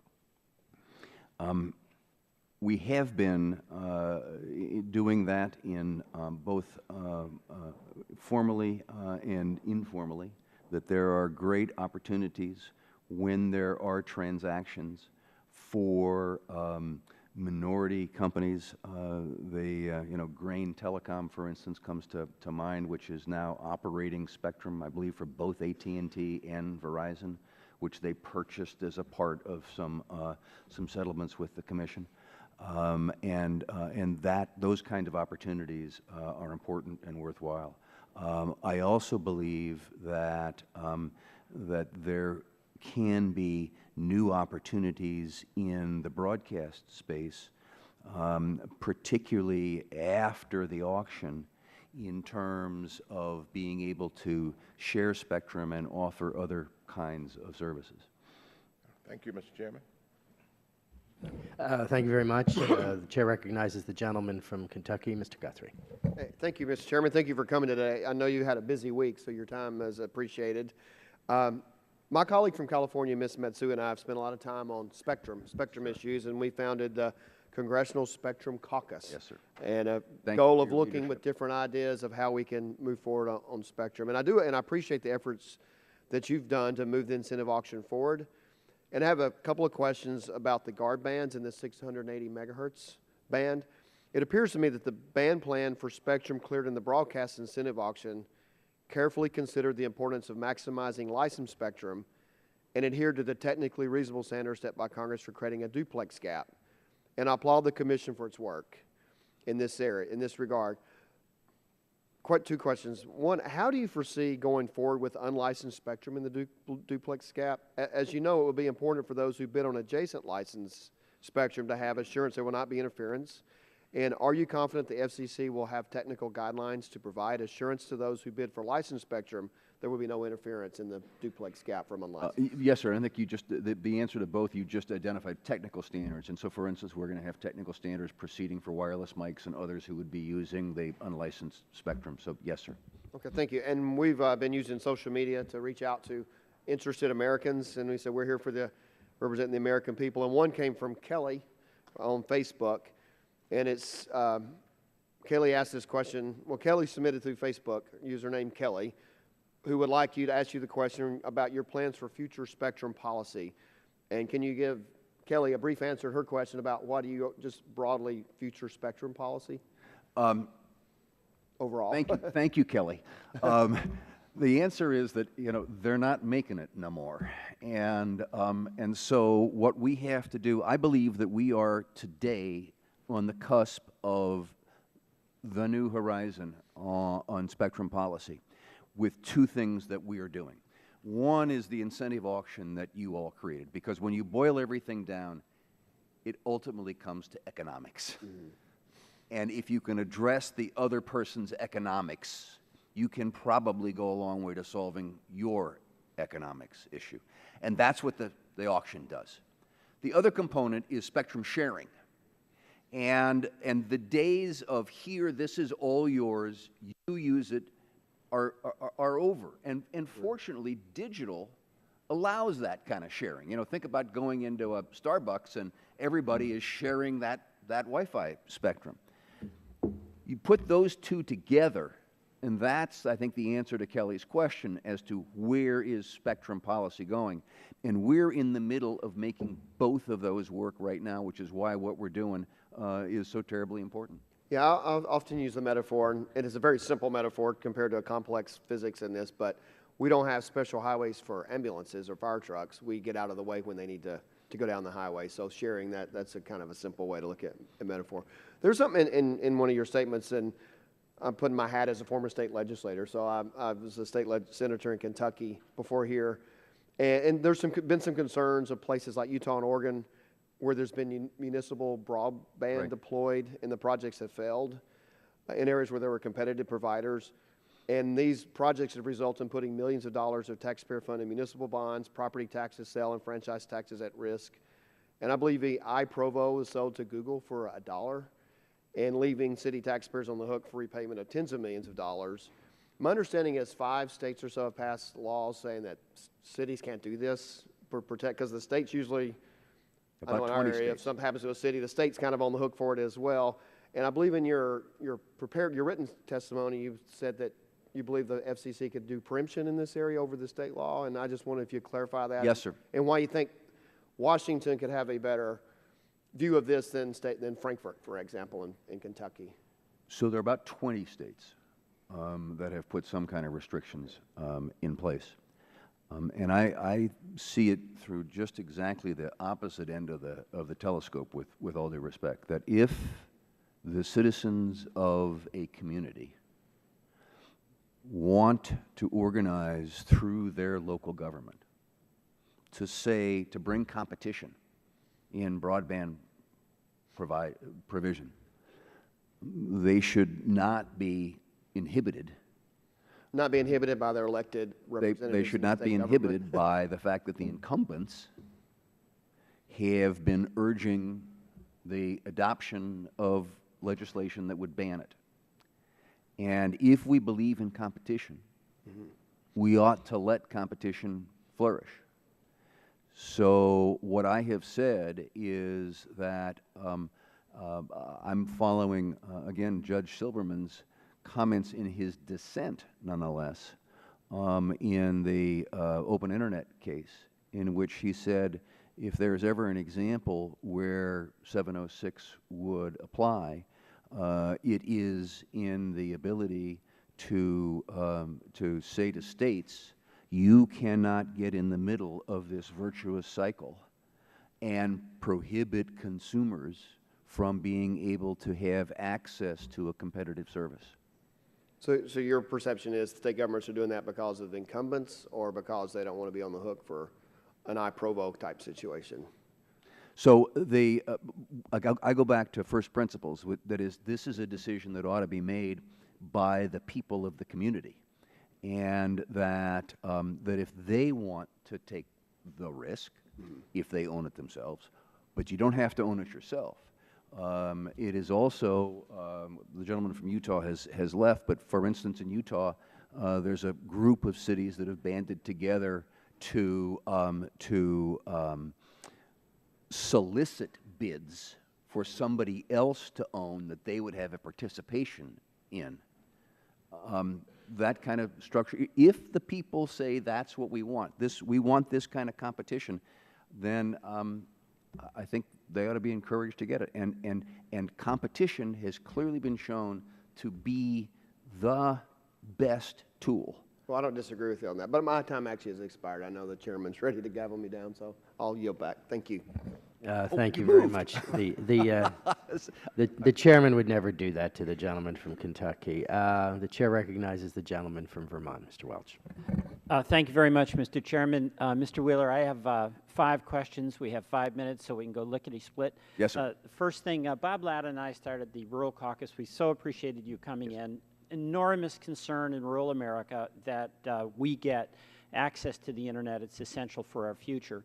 Net neutrality is a big deal. That's the big topic. You've been getting comments. There's an enormous amount of concern that if we make the wrong decision, the big guys are going to get the fast lane. The little guys, many in rural America, are going to get the breakdown lane.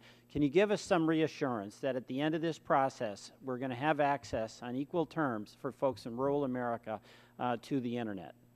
You want a quick answer? Yes. Yes. Sir. Yes.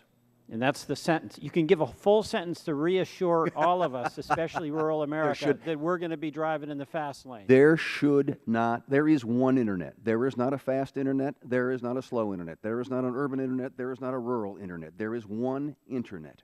Okay. Everybody ought to have open, equal access to the capacity delivered by the internet. Okay, thank you. Now, getting the internet. Rural America is spread out, and the investors want to put their money where they can make the money. We all understand that. That was true for electricity, but we've got to get that internet out into rural America so we can be part of the modern economy. And we have a universal service fund with the mobility fund.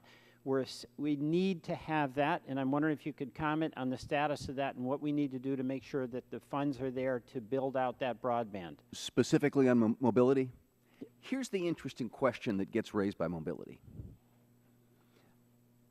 Broadband wireless is LTE. It is being built out across America. Recently, just one of the major carriers announced a new initiative in rural America with LTE. The question becomes that we're wrestling with is, should we subsidize something if it's already happening? And that prudent fiscal responsibility suggests Probably not. Well, I got 3 more questions. So Okay. we want to work with you on that, to make it rational and not have us investing in things that aren't working, but invest in things that are going to help rural Yes, sir. America get That's, this. that's where we're trying to get to. All right, third, we've got to work with you and your entire commission, the Republicans and the Democrats. And when you came into our rural working group, you explained a couple of problems you had, ancient IT, and also procedures where I guess it's easier to hire a lawyer than an engineer. Yes. I'm a lawyer, so maybe I'd like that, but I wouldn't be very much use to you. What are the things that this committee can advocate to help your entire commission, Rs and Ds, who want to do the job so you have the tools you need to do it? Thank you for asking. Our IT infrastructure is worthy of the Smithsonian. I came from a business background. The things that you cannot do is that are common sense in the business world. The fact that we're still using computers that have known cyber risk associated with them. The fact that we can't organize a consumer complaint process online for American consumers because our IT system isn't up to it is ridiculous. So we have serious problems there. On the issue of lawyers versus engineers, far be it for me to take a side on that, but we do need more engineers, sir. Okay, thank you. And economists. Right. And economists. Okay, well, I'd like our committee to work with you on that. Next, Section 706. There's a lot of concern about whether you have the sufficient authority under that section in order to give you the rulemaking power to guarantee the outcome being net neutrality. Can you comment on that? Do you still feel that that is sufficient and the court gave you a roadmap forward? I think that we do have sufficient authority, and then when the court talked about this virtuous cycle, and they said anything that interferes with that virtuous cycle is a violation of 706, that is a very broad grant of authority. Okay, my last question in 26 seconds. Retrans consent in blocking online content. We've seen that in the broadcast area where there's a dispute and people can't get access to the signal. Now that's starting to migrate into the online content. Is this the beginning of the cableization of the internet? Sir, I think it is the right question. Our authority goes to the retransmission and program access goes to the authority of good faith negotiations. I think there is reason to be concerned when, because I happen to subscribe to an ISP who is in a dispute with a program provider, that the program provider blocks all access from all IP addresses coming from that ISP. I think that is something that is of concern, and that we all should worry about. Okay, I yield back. Thank you very much, Mr. Wheeler. Thank you, sir. Thank you very much. The chair recognizes the gentleman from Kansas, Mr. Pompeo. Thank you, Mr. Chairman. Thank you for being here today. I don't want to spend a lot of time on net neutrality. We have a different view. I view it as nothing more than a price control. I think we've seen how that works in creating supply, and so I think it's a very dangerous path that you're headed down. I do want to ask a couple of process questions related to that. Have you spoken to anyone at the White House or OMB in the last month regarding net neutrality?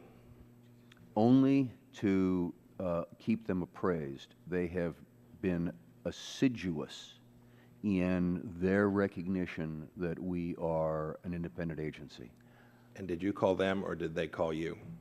I called them. And has anyone else on your staff spoken to folks at the White House or OMB in the last month? Not in addition to my, to you? well, the answer is I'm sure.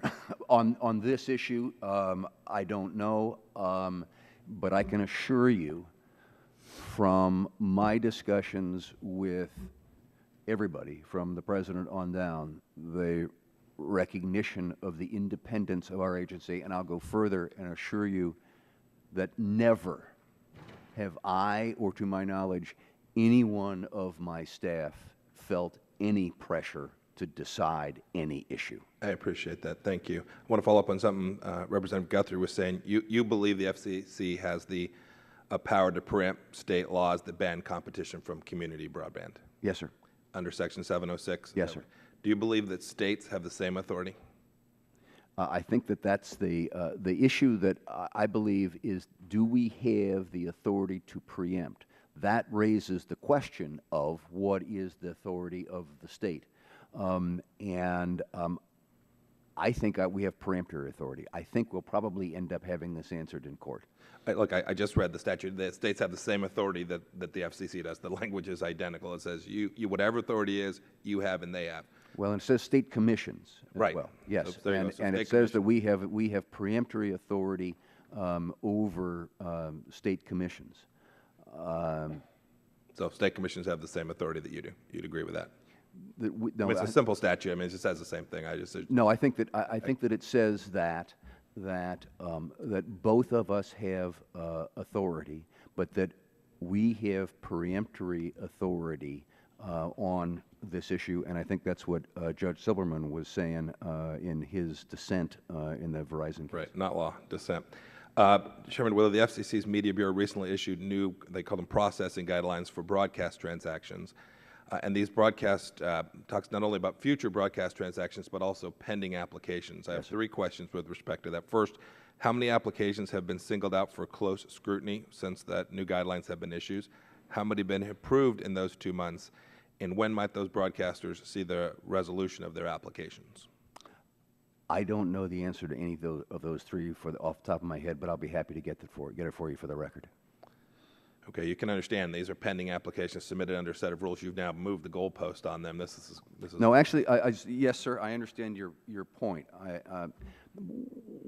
What we're trying to do is not move the goalposts, but to open up the process so that everybody knows what the rules are. But it's what you did. I mean, you changed the rules with respect to applications already submitted under a pre-existing set of standards. So I don't know how you could describe that as anything but moving the goalposts. With all respect, sir, we had a series of transactions that were in place, and in the decisions on those transactions, we said, note, going forward, there will be a new look at what financial structures are in transactions, not in these transactions that we were approving. Then we put out a public notice that said, here is how we are going to open up this black box, and here is what is going to be going on. And it is that standard. So there was notice as a part of a decision that was not affected. Then there was notice through a public notice. And now those that the Bureau is reviewing are subject to both of those. And my last 20 seconds, and with net neutrality, there are also cybersecurity issues. Do you plan to explicitly give network providers liability protections in their efforts to protect their networks from cybersecurity as part of your rulemaking for net neutrality? It was not considered as a part of the rulemaking to have that. Great. Mr. Chairman, I yield back my time. Thank you very much. The chair recognizes the gentleman from New Mexico, Mr. Lujan. Mr. Chairman, thank you very much. Chairman Wheeler, thank you so much for being here as well. Chairman Wheeler, 2 weeks ago, this committee added my amendment calling on the FCC to conduct a study on reforming the designated market area system to the Stella reauthorization bill. As you know, DMAs are currently defined by a map drawn by Nielsen, a for-profit marketing research company, based upon the reach of television broadcast antennas. This network of antennas is based upon technology deployed back in the 40s and 50s. Americans could have a multitude of viewing options via technology such as cable, broadband, and wireless internet, but current DMA rules prevent the viewership of much of that content. I believe that a system embraced by these technologies could revitalize television broadcasting with new affiliates reaching viewers who have more in common than their placement on Nielsen's old maps. It is my hope that the Commission takes this study seriously and bring the policy into the 21st century, Mr. Chairman. So I hope that we might be able to work. Thank you for your leadership on this, Mr. Lujan, and that I assure you that we will take it seriously. Thank you, Mr. Chairman. And Mr. Chairman, it wasn't too long ago that a company would not allow access to another company's apps. There was a question a few years ago with AT&T and FaceTime and an Apple product. Yes, sir. As I talk about fixed versus mobile. They defended it by saying it was allowed under the FCC's net neutrality rules. Granted, this was under 3G. Section 62 of the proposal suggests the no blocking rule was applied a different standard to mobile broadband internet access, and mobile internet access service was excluded from the unreasonable discrimination rules.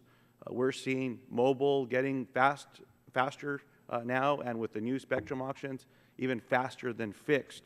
I appreciate and I agree with you that we're talking about one internet with open and equal access. With my colleagues in rural areas, I've shared with you before, if there's a conversation about taking phone calls and with bandwidth capabilities as well as streaming of content on airplanes, in rural America, we should be able to get the same treatment. I don't understand why we're not there yet, but nonetheless, it's coming.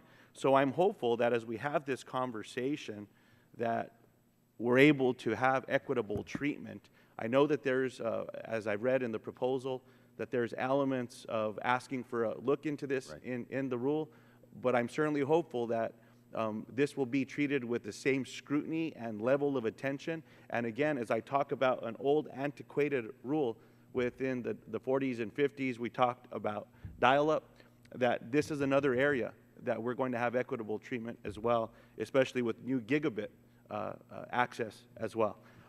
Mr. Chairman, in another area, I know that there's a number of my colleagues who join me in their concern for recent reports of interconnection deals, particularly the one between Comcast and Netflix. You stated that peering is not a net neutrality issue. There is a matter of the open internet, and there is a matter of the interconnection among the various disparate pathways that become the internet. And while I understand that net neutrality refers only to the behavior of internet service providers blocking or throttling the speeds of certain websites, my question is, how is an interconnection agreement that essentially throttles content substantially different? So, thank you, sir. That's a very good question. You can think of the internet in three parts. There is actually four parts. There is somebody like Netflix getting on the internet and then writing so-called middle mile providers to a peering point, which is just a fancy word for interconnection, where they then have access to Comcast, Verizon, whoever the case may be. The consumer buys from their computer up to the peering point. Traditionally, peering has been, I'll take mine, you take yours, back and forth kind of a thing, and for free.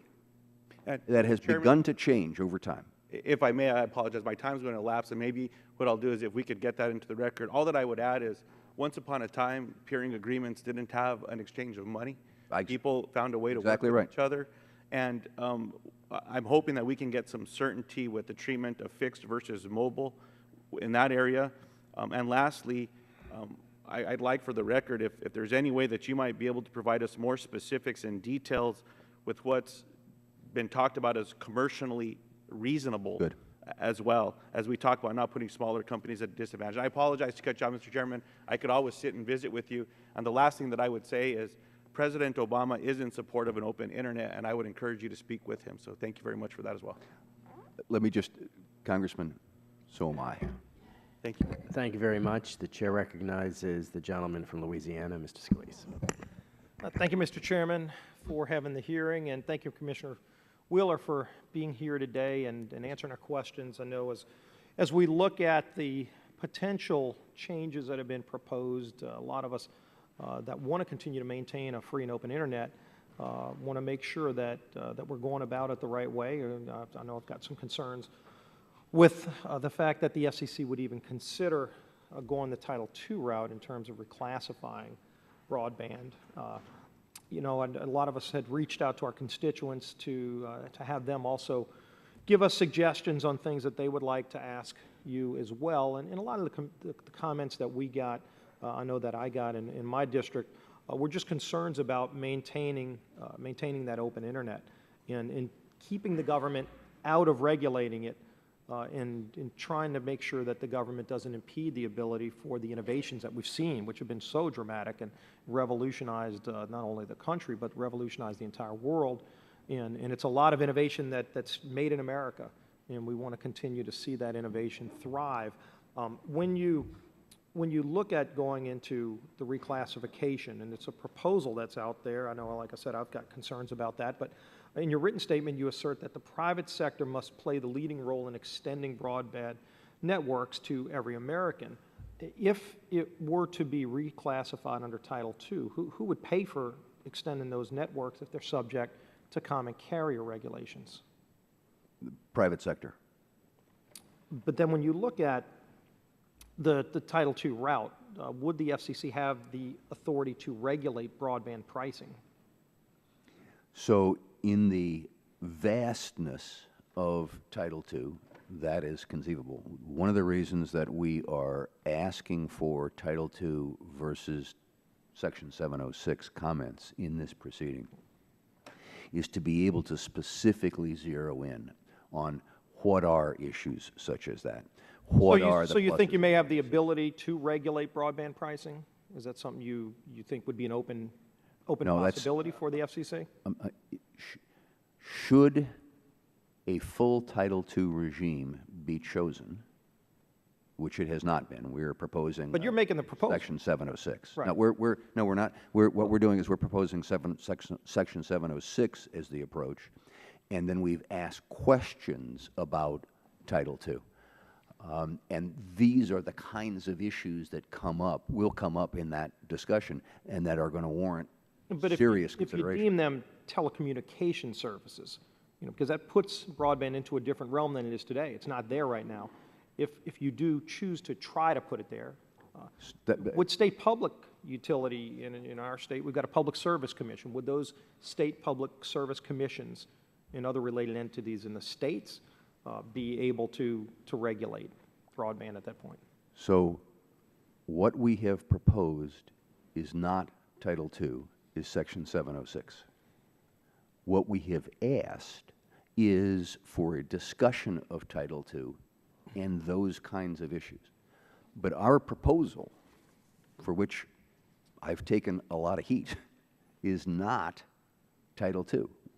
You don't have to go forward with the proposal. You could stop taking the heat right now. No, I've said that Title II is on the table, that we're willing to look at Title II, but and Mr. Waxman has a specific proposal where he thinks that Title II ought to be a backup, and that's a proposal that is important and worth considering. But the proposal that we made is Section 706. Well, let me ask you this, because you're also, it seems like a one-way street where you're just targeting this towards internet service providers. Now, there are a lot of content carriers out there too, content providers that, a lot of members have used the Netflix example, or Google, and other content providers that also have a play in this realm, that you seem to just be targeting this towards internet service providers. And so I'm not sure if there's some axe to grind there, but it just seems like it's a one-sided approach that you're taking even in the review. Again, I wouldn't recommend going down that road for any of these folks, but just wanted to point that out. One last thing, because I know I'm running out of time. In a February report, the FCC, some of your staff in a working group recommended eliminating some of the reports that are out there, the Orbit report, the International Broadband report, and modifying video competition report, and cable pricing survey, some of those things. I've got a piece of legislation we've passed out of the full House twice now, very bipartisan, I think it was unanimous earlier in this Congress, called the FCC Consolidated Reporting Act, which really tries to take a broad view and to eliminate a lot of the outdated reports, to streamline the reporting process, something that I think you've seen bipartisan support to do in the House. We're trying to get the Senate to take that up. I'm not sure if you've got a comment on what you think should happen there, if that's something you're supportive of generally, especially as it relates to the bipartisan bill in the House trying to move through the Senate to ultimately become law, to streamline the processes as your staff has suggested in some of these areas. So on the Senate side, it's Senator Heller who has been pushing on this, and I know that he and Senator Rockefeller are talking about it in terms of their package of legislation over there. I definitely agree that there is a plethora of reports, and that we are spending a lot of time that could be better organized, shall we say. Including competitiveness in the telegraph industry, which is still on the books, which we're trying to get rid of in this bill. But appreciate that, and anything you can do to help us advocate for the advancement. I do think that's one area where we found a lot of bipartisan support. Again, the way it passed the House, hopefully we can get the Heller bill moved through the Senate as well, and get that to the President's desk. Thank you, sir. Thank you very much for your time, and yield back the balance of my time. Thank you very much, Mr. Scalise. I do not see any member on the Democratic side. Mr. Kinzinger of Illinois is recognized. Thank you, Mr. Chairman, and thank you for being here today with us. I know it's a long Thank you for your day. patience, Mr. Kinzinger. Yeah, you're welcome. I might be the end. Wow. So, but we got a lot of big issues we want to talk about. I'm just going to hit a couple right now. I'd like to talk to you a little. I know it was touched earlier about the E-rate program. I'm a big supporter of the intentions of this program, and especially its modernization. And I appreciate the Commission putting on the recent workshop on this issue. I have a few concerns I want to address. I represent a rural district with a number of very small schools and libraries. And over the past few months, I've reached out to a lot of these entities and asked them what their concern is, and asked them about their participation or their lack of participation in the program to see what concerns or issues they have with the program itself. The number one problem raised in these conversations was the complexity involved in both applying for and eventually receiving the funding necessary to move forward in implementing new technology in their facilities through the E-rate program. In hearing this, I actually looked into the issue a little further and found out that the basic application for funding, this is the process of it, but the basic application is 17 pages long. And with additional technologies not deemed necessary, it can run even longer, i.e. Wi-Fi. I would actually probably rather punch myself in the face than be the guy that has to fill this out. So the complexity of the application process has actually caused a number of these schools to spend money on outside consultants to help guide them through this process. And this is money that's no longer being spent on our students and automatically puts many smaller rural schools at a disadvantage as they don't have the funds necessary to pay these outside consultants, essentially leaving individuals in a technological desert, if you will. As the Commission continues its efforts to modernize the E-rate program, what are your plans to simplify the application process for these small and rural districts? And also, will you commit to working to address the issues faced by these schools who have routinely told me that they simply cannot afford to pursue these funds? Congressman, I share your shock and dismay. We're going to fix it. Good. All right. Do you have an idea of a time frame? How long? Yeah, It's going to be part of our E-rate modernization program that we're bringing forward. There's actually a series of things that we're going to begin administratively even before that rulemaking takes place. It is. Yes, sir. I mean, I'm as, you know, how do we get online? So it becomes an interesting challenge. So here we are talking about broadband access for schools and libraries, and we have a 17-page paper process. Right. So unfortunately, it's not something you can solve just like this because, as I indicated, I think to Mr. Welsh, we have awful IT systems. But what I would like to get to is for your schools and all schools and libraries to be able to get online, to make their filing, to be able to track that filing and where things stand, and to do it less frequently than annually. Right. Well, I appreciate that. I want to touch on one other quick issue in the short amount of time. And again, thank you for your consideration with the E-rate issue. I'm concerned with the process and policy rationale used to change the FCC's treatment of broadcast JSAs for the purpose of the broadcast ownership rules. The decision to count TV JSAs as ownership has the effect of tightening ownership restrictions without the comprehensive review of the ownership rules that is required by statute. And your analysis seemed to lack an appreciation for the public interest benefits fostered by JSAs. In Rockford, for instance, an area I represent, without these agreements, the Fox station produces actually a Hispanic newscast, and they've said that they will not be able to produce that Hispanic newscast, for instance. well, I don't believe my local TV station should have to fight for a waiver, and we can have a broader issue on the whole discussion in general. I do want to say, in light of your rule, are you going to make sure that these stations can take advantage of waivers, and will there be clear, transparent standards for applying for waivers in this process? Thank you, Congressman, because you've raised a really important point about waivers. The reality was why we had to deal with JSAs is there was becoming a cottage industry in this town, down on K Street, of lawyers figuring out creative ways to get around the ownership rules that the commissions had in place forever. And JSAs were a favorite way of doing that. What we have said is that you have to have attributable ownership, as you indicated. But that there is a waiver process to address exactly what you're talking about in Rockford. And yes, is an expedited process. And it is it's a situation, unfortunately, where the process took over and perverted the underlying rules and the basic concepts of ownership. We can and we can have that broader discussion when I have more time. My time's expired, but I will say I've heard a lot of concerns from local TV stations, even in my district, and I hope that, you know, while we disagree with the rule, I hope that you make it very clear how they can apply for these waivers and how they can get this taken care of. Mr. Yes, sir. Chairman, I'll yield back, and thank you.